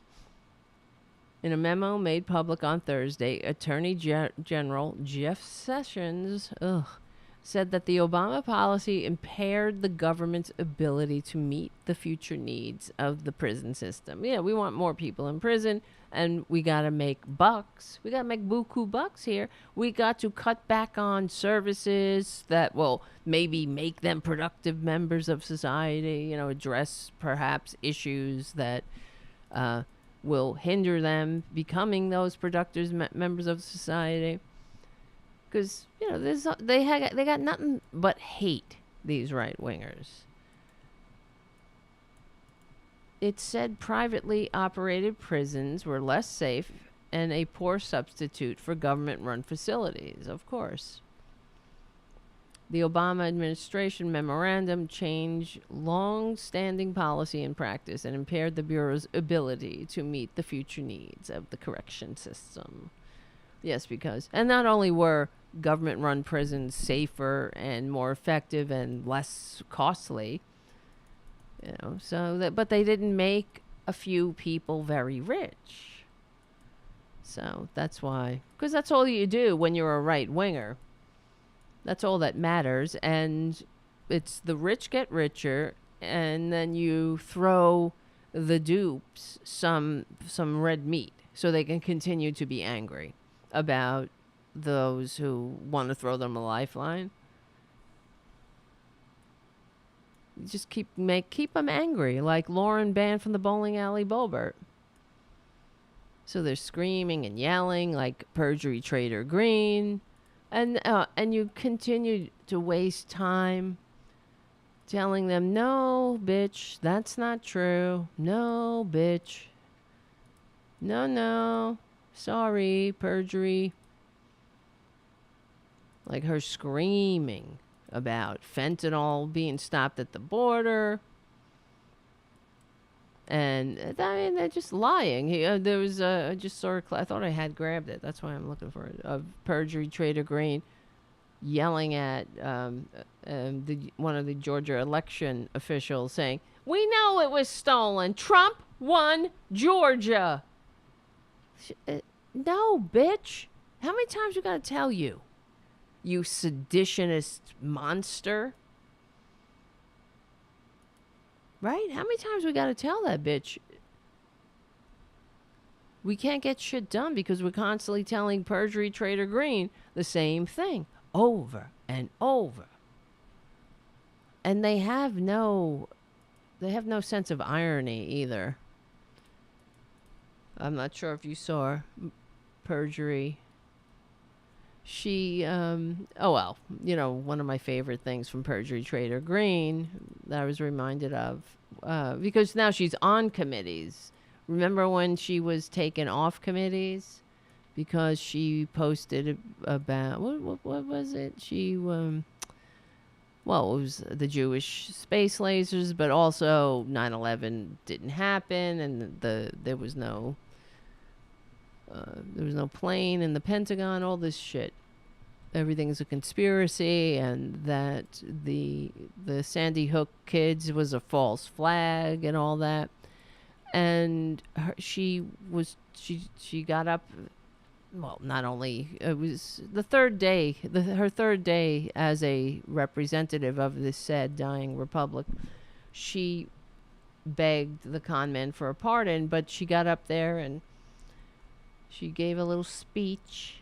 Wait, Marjorie Taylor, saying that, and you notice that Republicans, they take no responsibility. The party of personal responsibility never takes responsibility. But one of her, she got up there and saying that she doesn't believe things.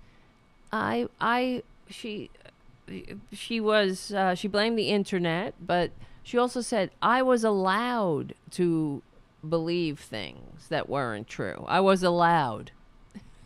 Well, who the fuck was going to tell you otherwise? Because we keep telling you now, bitch, that the election's not stolen. How many times we got to tell you? So back in 2017, she's not 2017, but that's, God help us.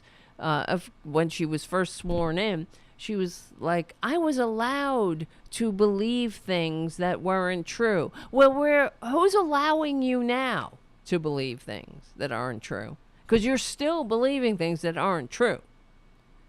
And it's goddamn getting old.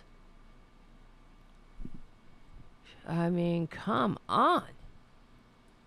Like with, you remember how Sarah Palin, she's trying to make a comeback, of course, but because they're all about, I mean, when will, the thing I'm trying to say is, when can we get Perjury Traitor Greene on The Masked Singer already? Like, get her the fuck out of the halls of Congress and on The Masked Singer. When? Hurry up. Or Dancing with the Stars. Maybe, do they go on Dancing with the Stars because they think it's patriotic? Dancing with the Eagles. Dancing with the Stars and Bars. Good night, JD. Thanks for hanging out, JD, you lucky bastard. Make room in your guest room for me, JD. I gotta get out of here. Gotta get the hell out of here. Can we fast forward to the part where Perjury Traitor Greene is on The Masked Singer? I'm serious. I was allowed to believe things. This is what she said. Well, like a lot of people today, I had easily gotten sucked into some things I had seen on the internet. Well, like now, just like now. Obviously, nothing's changed. I was allowed to believe things. Where the fuck do you live? Who was going to tell you otherwise? Because we're wasting our breath again and again and again saying, no perjury, no perjury, that's not true, perjury. But you keep believing it. Trump won. Trump won. You're a disgrace. Could you imagine? You got to work with that bitch. I can't even take it. I'm watching the clips of her in these different committee meetings. All of them are horrible and hard to abide, of course. And, it's hard enough knowing that we share the same air with these cretins. But do you have to go to work with her every single day? And you got to sit there. And then it's like the honorable woman from Georgia, her turn. Oh, God. Everybody, time to get coffee or something. Can I get the fuck out of here while for the next 5 minutes? Because the tirades, the constant screaming and yelling about all kinds of nuttiness. Why don't somebody tell her, honey, remember when you were like, I was allowed to believe things that weren't true? This is like one of those times. I was allowed. Because the party of personal responsibility takes no responsibility for their actions. They only stick to that motto when they're trying to deny Americans something. Trying to deny them a $10,000 breather on student loans. Oh, they hate America. They really do. They hate a modern society. They hate the nation of laws. They hate the nation of immigrants.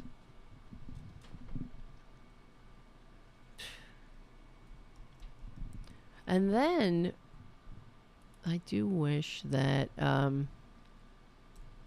there was video of this.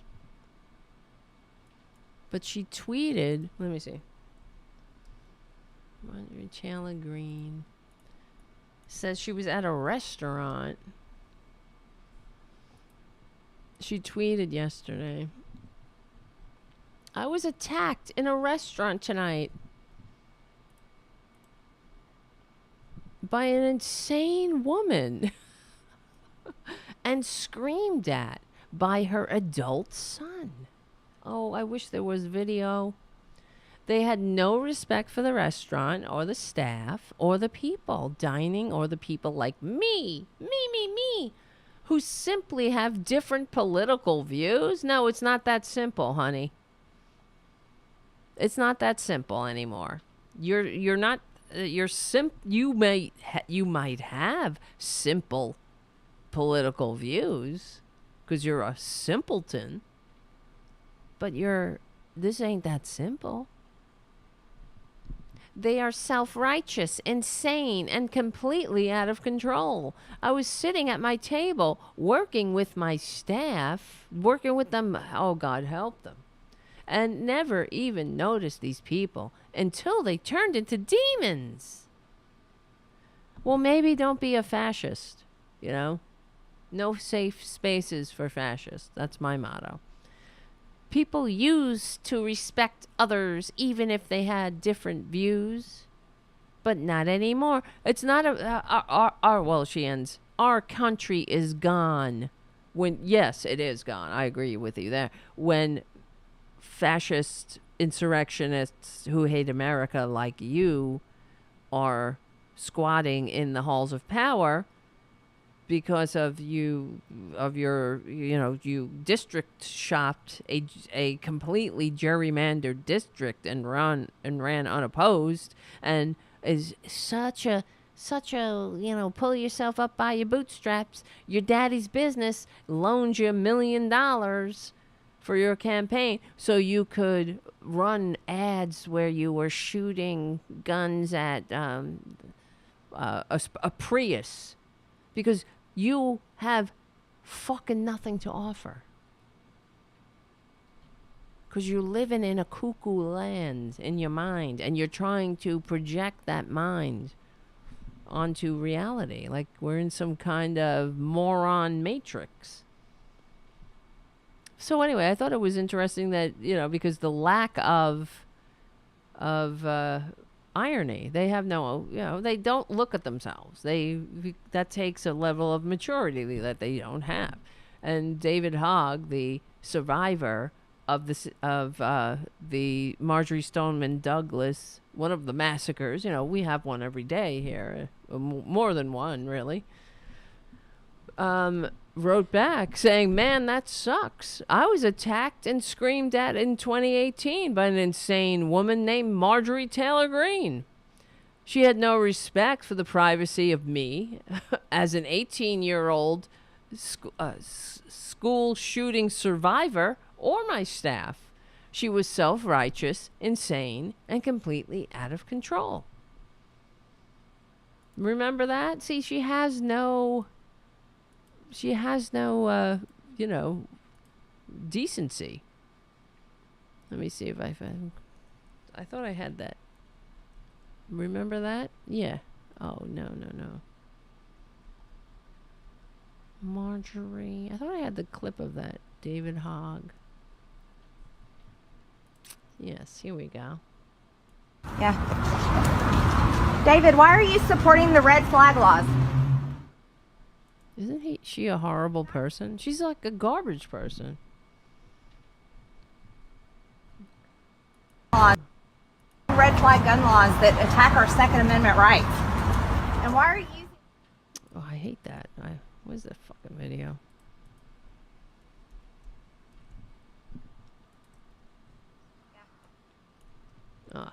Whatever. You know what I'm saying. Who needs to hear it? I thought I had the video without all the text on it.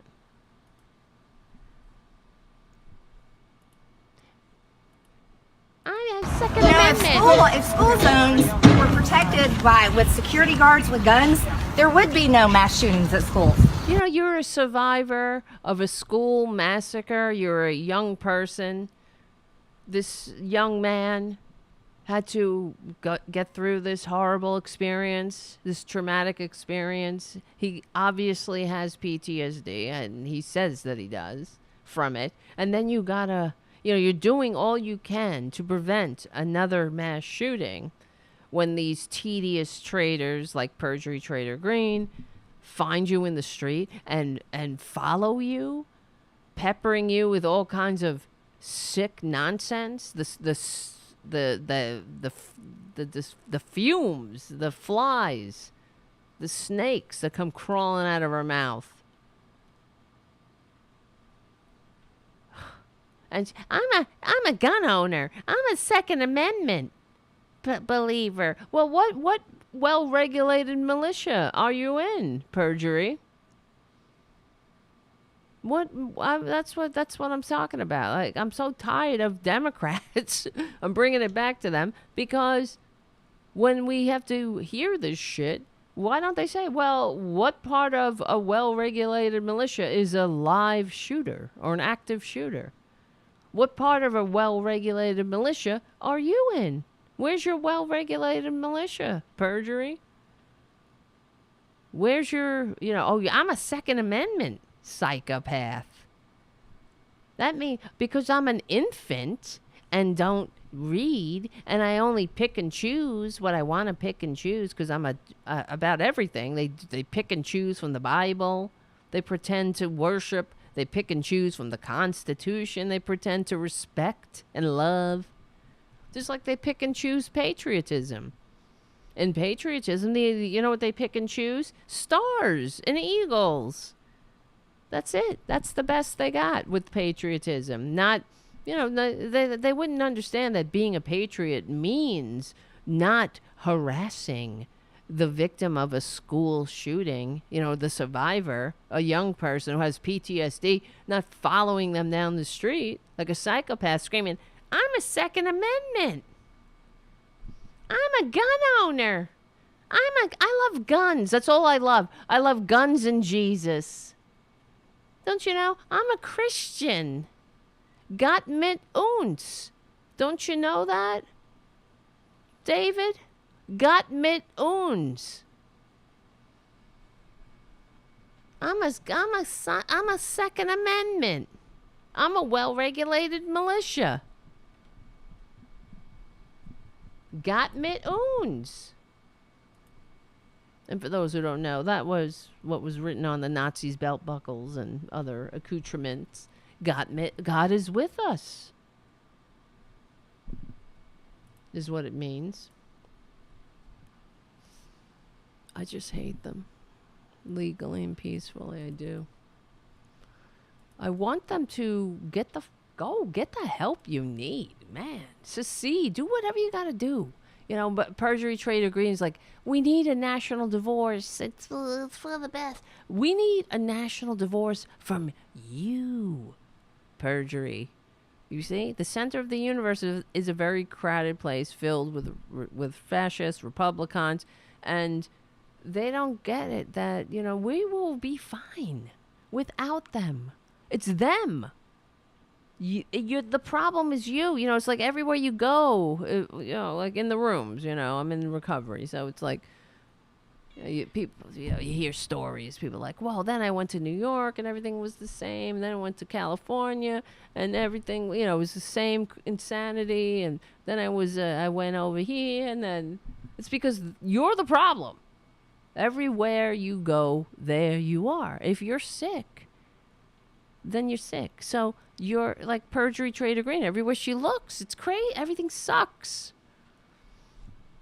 When they seize record amounts of fentanyl, it sucks. It's the worst. It's horrible. But actually, that's a good thing. I can't handle them. I just can't. Guys, I hate them. I legally and peacefully hate them. But, what are you going to do? And also, look at this cat. That's the cat. Rubbing on the microphone.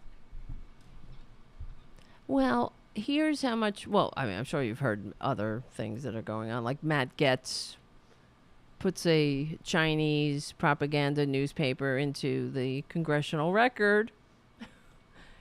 Full rage, more full rage.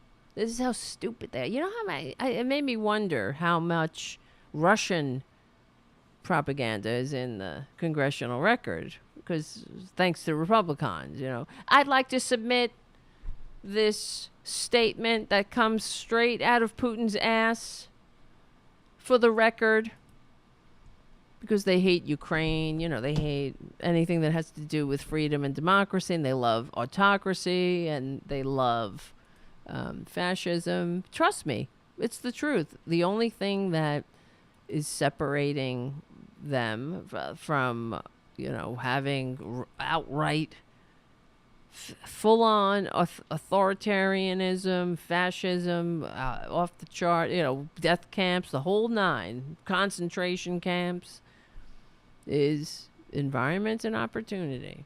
That is the truth. Well, for example, here's another thing. Well, you saw that Matt Gaetz, but yes, I just said that, but here we go. Let me see. I'm sick of them. Oh, this is what I wanted to talk about. How, yeah, I'm sure you know how fucked up these people are. That the Republicans are banning drag. They're making drag shows or dressing in drag illegal. Okay. Hold on. No, because you know why, guys? Because they love freedom. You're free to be and say and read and do and eat and think and drink and marry and have contracts with and go to school and learn everything that they want you to know and learn and to, because, you know, that's freedom. They're free. You're free. If only you could be free by doing everything they want you to do and thinking everything they want you to think, then you really will know freedom. If only you could see how free you could be if you were just like them. You worship the same sky spook. You knew your place. You know, you were, if you're a female, you know that you, just like it says in the ancient book of fables, that you are nothing but a rib.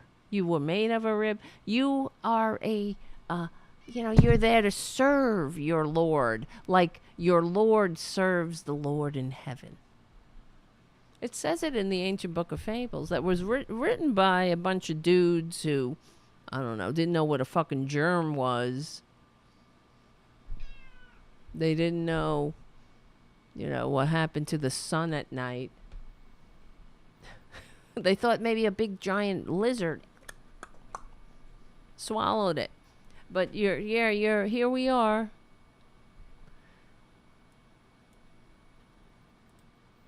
You know, God. So, yeah, this is in Tennessee, of course. Why don't you secede? Are these the ones that didn't want...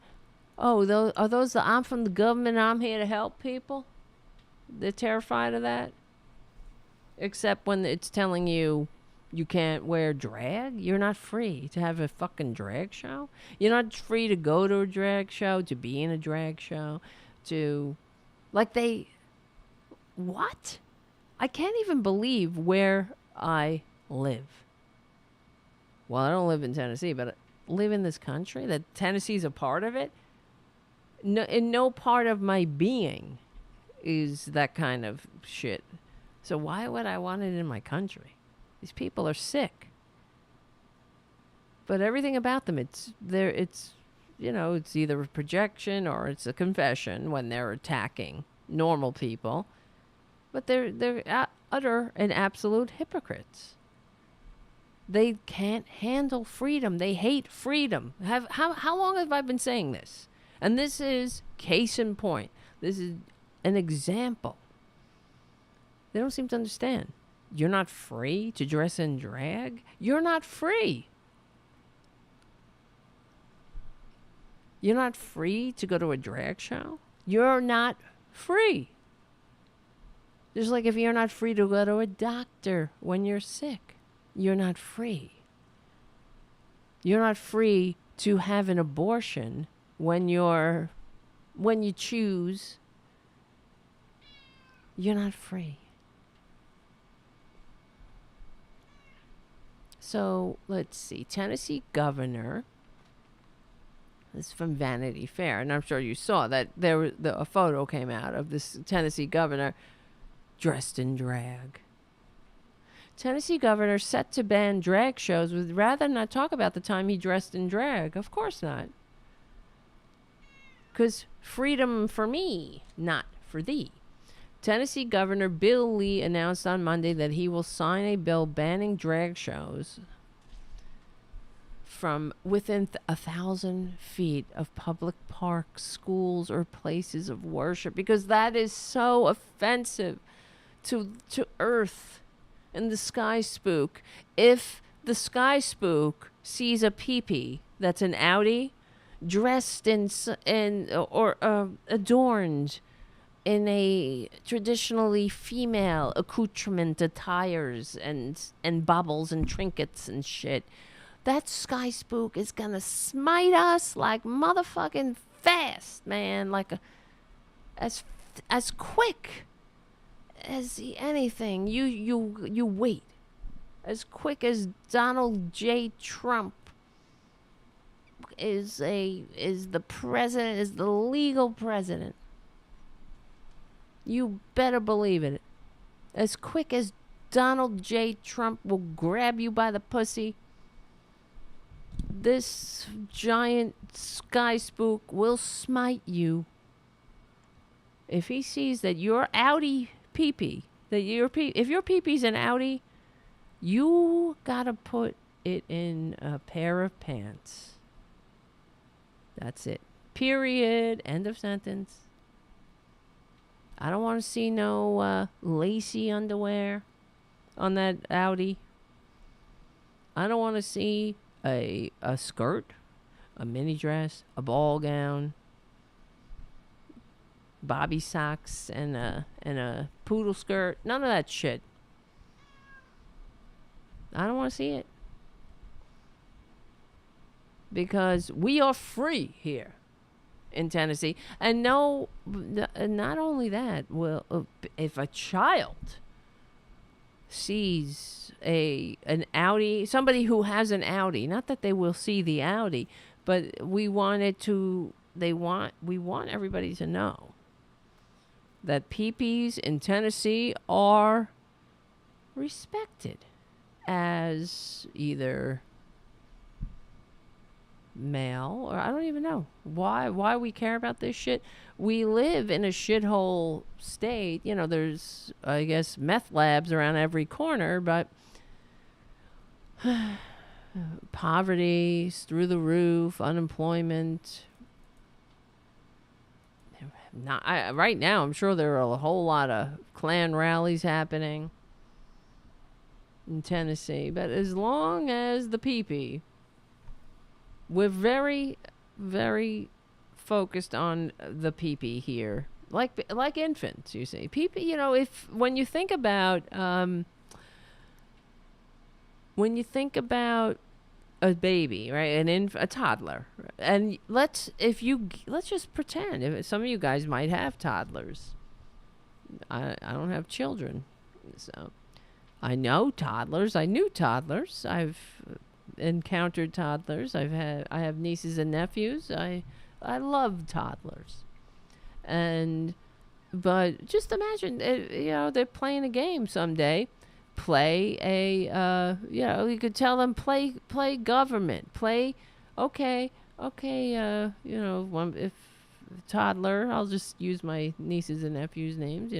Okay, Ryan, you play like you're the governor, and Courtney, you can play the senator, the state senator.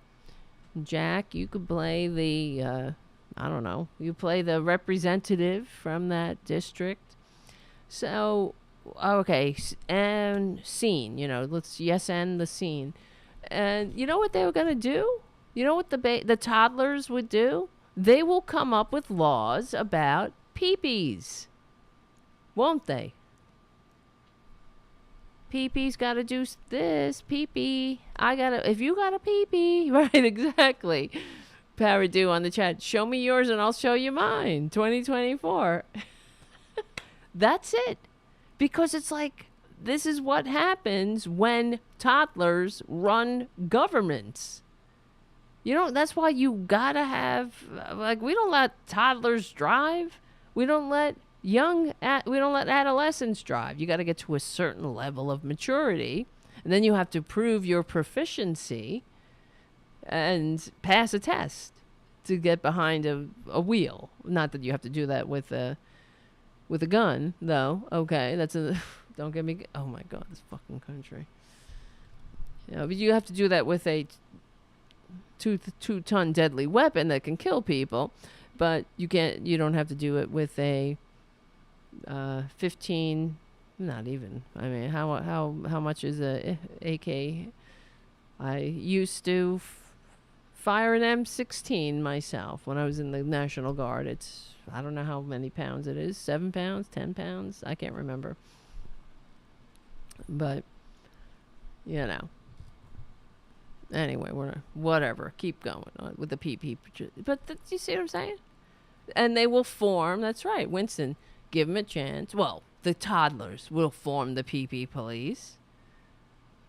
And all their jokes. Because that's all they care about. You know, that's how the peepees and the poo-poos, right? When kids are little, they talk about pee-pee and poo-poo. That's their jokes. It's very hilarious to them. You tell a joke about, and you have pee-pee in it, or poo-poo. And I'm talking about, or a pee-pee. You know, you say, yeah, that pee-pee. Watch your pee-pee. You know, they're very, you know, it's a very pee-pee-ish. They're focused on that shit. I got a pee-pee. I got an outie. Or something, you know. But that's how Republicans are. They never grow out of it. So that's why they're stunted. They never fully loaded their 8 pounds, Winston. Okay, yeah. So, you know, they never reach the level of maturity required to function in a modern democracy. They have no business being anywhere near the halls of power. Look at them. Like their sky spook said, know them by their fruits. What do they bring to the table? They bring nothing but hatred. They bring division, confusion, ignorance, hatred, suspicion about other people, about your neighbors. Like, you gotta, like, now all over Tennessee, and for decades, there are gay clubs, gay bars, or whatever, and they'll have, I guarantee you, I've never been to a Tennessee gay bar, but I could tell you, I'm sure, like, gay bars everywhere. Friday night drag show, whatever. You know, you'll have the local drag queens will come out and they'll lip sync some songs or whatever. That's been going on forever in Tennessee. And now all of a sudden you can't be by a school. You can't be by a church. You got to be like, it's dangerous. But you know what's dangerous? To them, freedom. That's what it is. Freedom is dangerous. Being who you are, being your authentic self, being free is dangerous. So they gotta fuck your freedom. Fuck your freedom, you know? Like they say, fuck your feelings. Because they hate this country. They hate everything about it. They want this country to die as a democracy, and they want to install an autocrat. That's what they're doing. They want their disgusting waste of human DNA standard bearer to squat in the White House again, despite receiving fewer votes, while they turn this country into an effective autocracy with the rich run and own everything and everybody else in their place, and the people who will have no government services or anything, because everything will be, the whole reason you get up in the morning will be to make the rich richer. But you will have the gift, the Republican gift of hating your neighbor, of being able to openly be a racist, or, to say the N-word, to be at each other's throats somehow. And no one will ever, ever, ever challenge you to be a decent person. To change, to think about the different American experiences, to put yourself in somebody else's shoes, to address the hundreds of years of systemic racial oppression in this country, to confront it, to change it, to make a more perfect union, to make this country function for more than just the 1%. That's, that's not the country Republicans want. As we see, look at CPAC now. They're saying, a lot of these freaks, they're not going to CPAC. Like Mike Pence, who is a fascist, and they're all fascists. CPAC, who's going to CPAC? First they had Viktor Orban last year, a fascist. And now they're going to have Bolsonaro this year. Well, not year. They have it multiple times a year. But they had it in Hungary.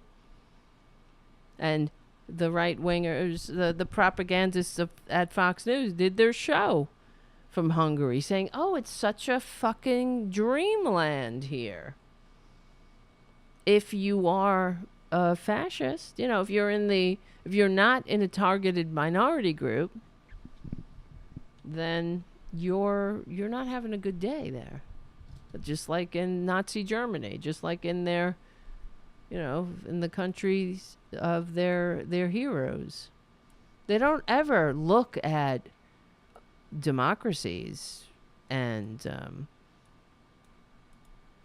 and value them, right? I mean, remember Trump? He would go around saying he'd kiss Kim Jong-un's ass. He would suck Putin's ass like a dog, I mean, no offense to dogs who are decent.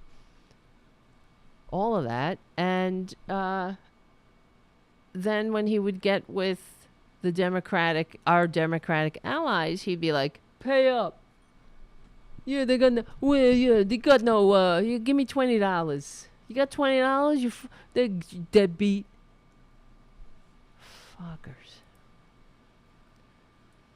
I hate them. Legally and peacefully. Like, for example, we know Fox News is a propaganda channel, and I wonder, will Republicans ever stop watching it? Knowing? They know? It's right there now. It's in the court. You notice they go to court, they're under oath. We still have some, semblance of a judiciary depending on who you're seeing and where you're going and what you fucking judge you're in front of. But we have some semblance of this. But under oath, they all admit they're a bunch of filth. They're a bunch of fascist liars who lied right to the faces of their victims / viewers for money. And that's exactly what happened in Nazi Germany.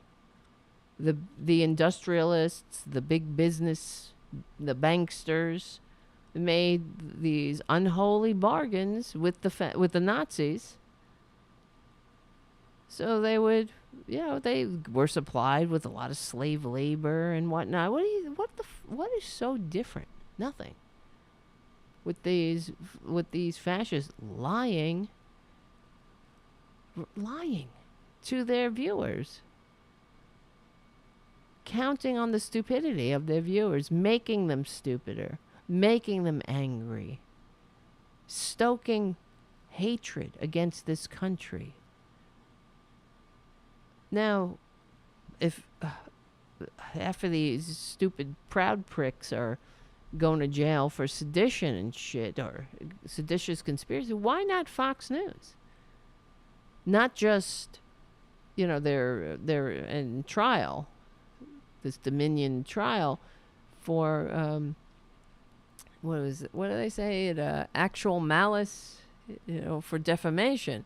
But why not seditious conspiracy? You cannot have a seditious conspiracy against your country without the platform of lies. without this Nazi propagandist outlet. And that's why they hate. They just hate America. That's why they hate democracy. And, like, this is why they push Putin's propaganda.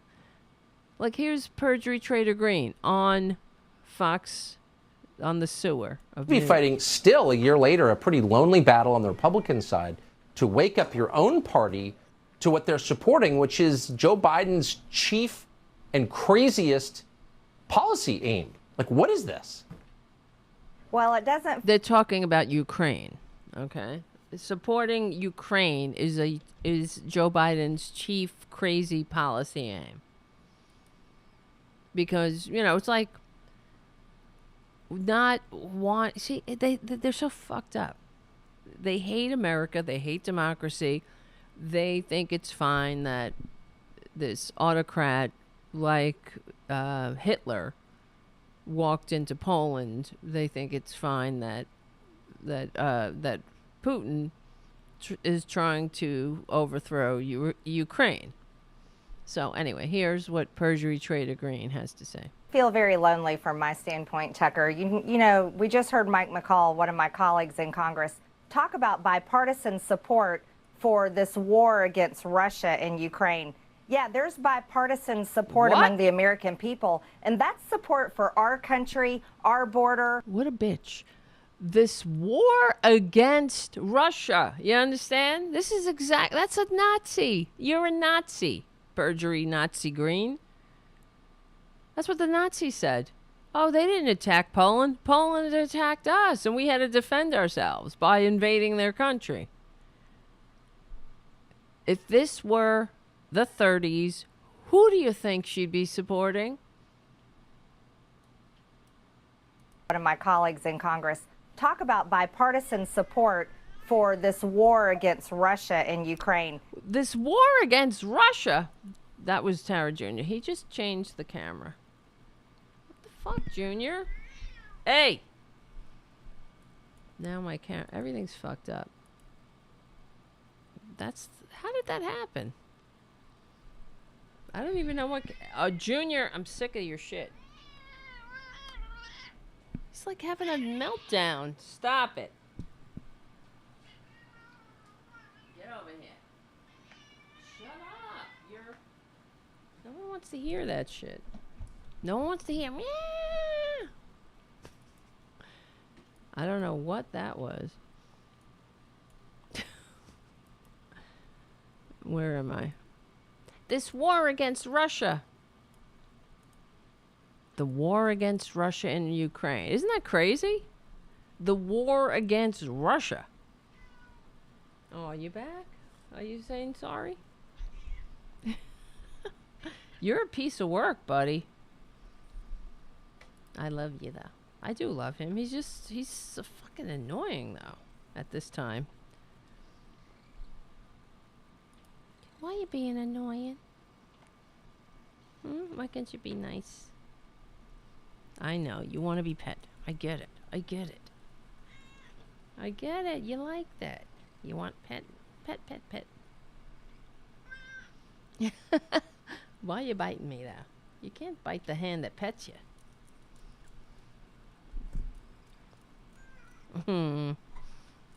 You're a good boy. How's that? You listen to the purr. He's going nuts. He's going purr crazy. Purr crazy. Yeah, she needs to be smacked legally and peacefully. That's for sure. Errol, on the chat. And here's Ted Cruz. See, you understand? So all these traitors, they hate Ukraine because it is a democratic. It's fighting for democracy. That's basically it. Here's Ted Cruz. For the Democrats, this has become a virtue signal. For the Democrats, they wear a Ukrainian flag. Zelensky has become, I think People magazine is going to name him the sexiest man alive. They're in love with him. And it's become a way, a Ukrainian flag has become like a COVID mask. It's a sign to show your virtue. Yeah. Your virtue? You see how sick these people are? What's your virtue? That you support democracy? that you love democracy, that you're, you know, I mean, I love the fact that I support Ukraine, okay? Because I'm impressed. I want democracy to flourish. They're fighting for freedom.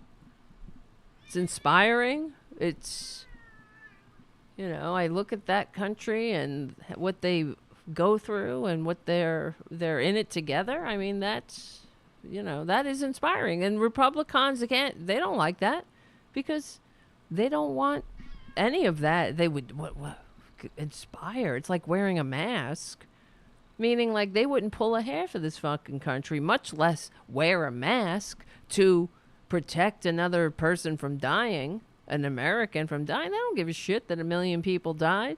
Meanwhile, in Ukraine, they're putting their lives, their asses on the line for real to save each other, to help each other, to save their country, to have a democracy. And these fuckers wouldn't, you know, do a damn thing for this country. They wouldn't put a piece of cloth across their face. And now it's virtue signaling. Yeah, good, virtue. Our virtue is we are patriots, you know, who love democracy. And you're a bunch of fucking traitors. Is that your virtue? Ted Cruz on his podcast, you see, sitting there in his chair. You know, this is what they do for a living. This is their job. That's what they think.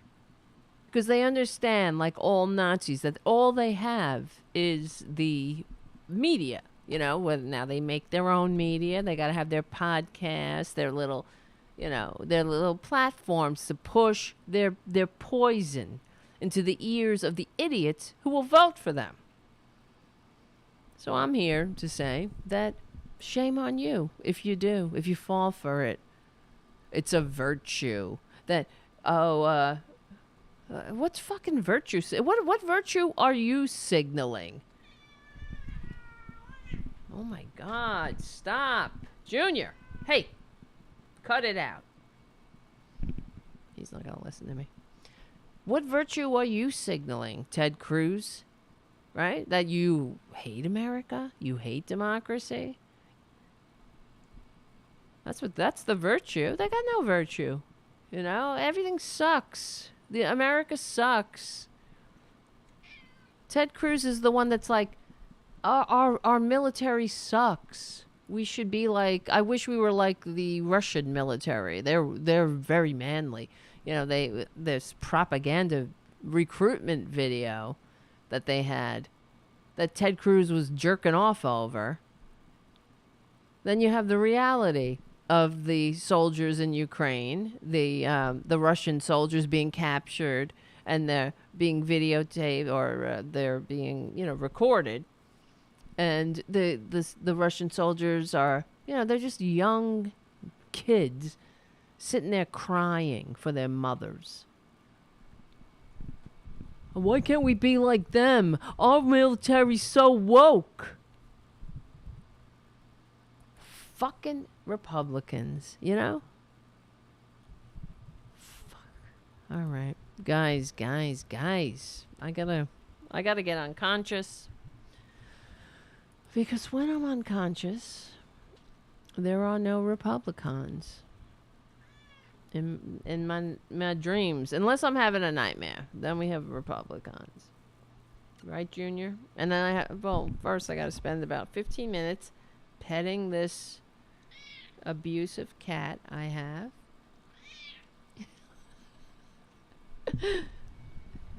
Come here. I did get him Dinovite. I hope it kicks in soon. The show's going into 3 hours. No, it's going. We're going off the air, hon. I gotta go to sleep. Look at my eyes. They're like bloodshot. I'm exhausted here. I only got one hand now because I gotta pet this cat. Right? Son of a bitch. What's going on? It's not working. Wait a minute. I can't. What the fuck? Stop that. Stop yelling at me. It's like I stop. I slow down. He's like, ah! Start scratching me again.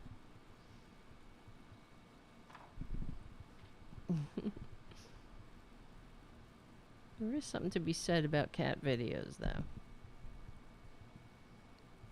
Kind of soothing. Hey! Stop stepping on my keyboard. Stop yelling at me. Jesus Christ. Nah!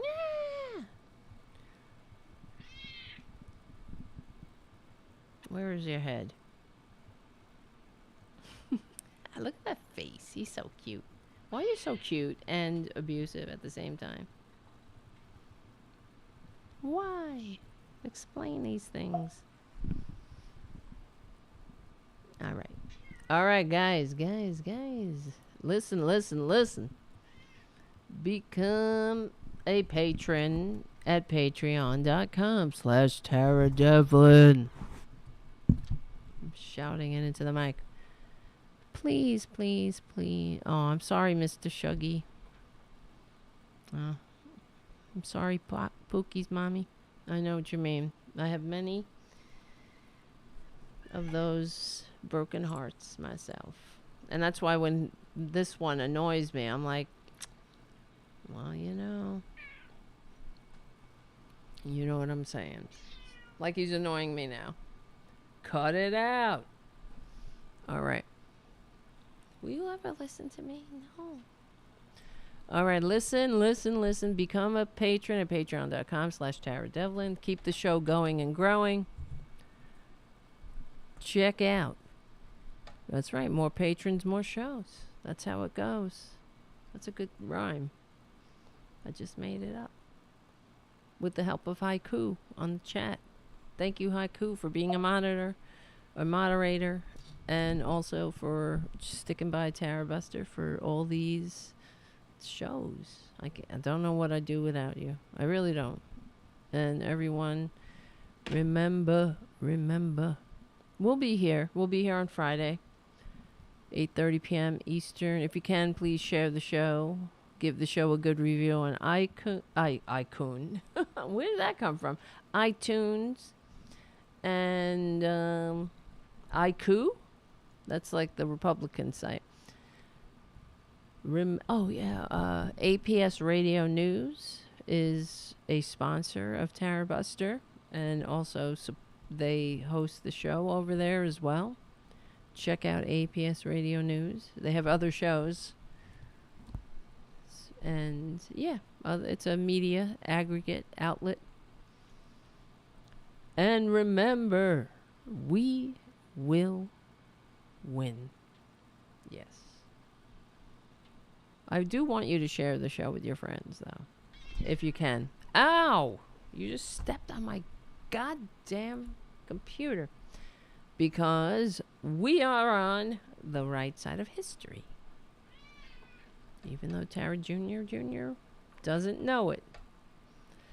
We are on the right side of he just bit me and I lost my train of thought. We're on the right side of history. We're on the right side of decency, dignity, and democracy. Guys, thank you so much for hanging out tonight. I don't know what I'd do without you. My name is Tara Devlin. This is Tara Jr. Off camera right at the moment. But we will see you on Friday night.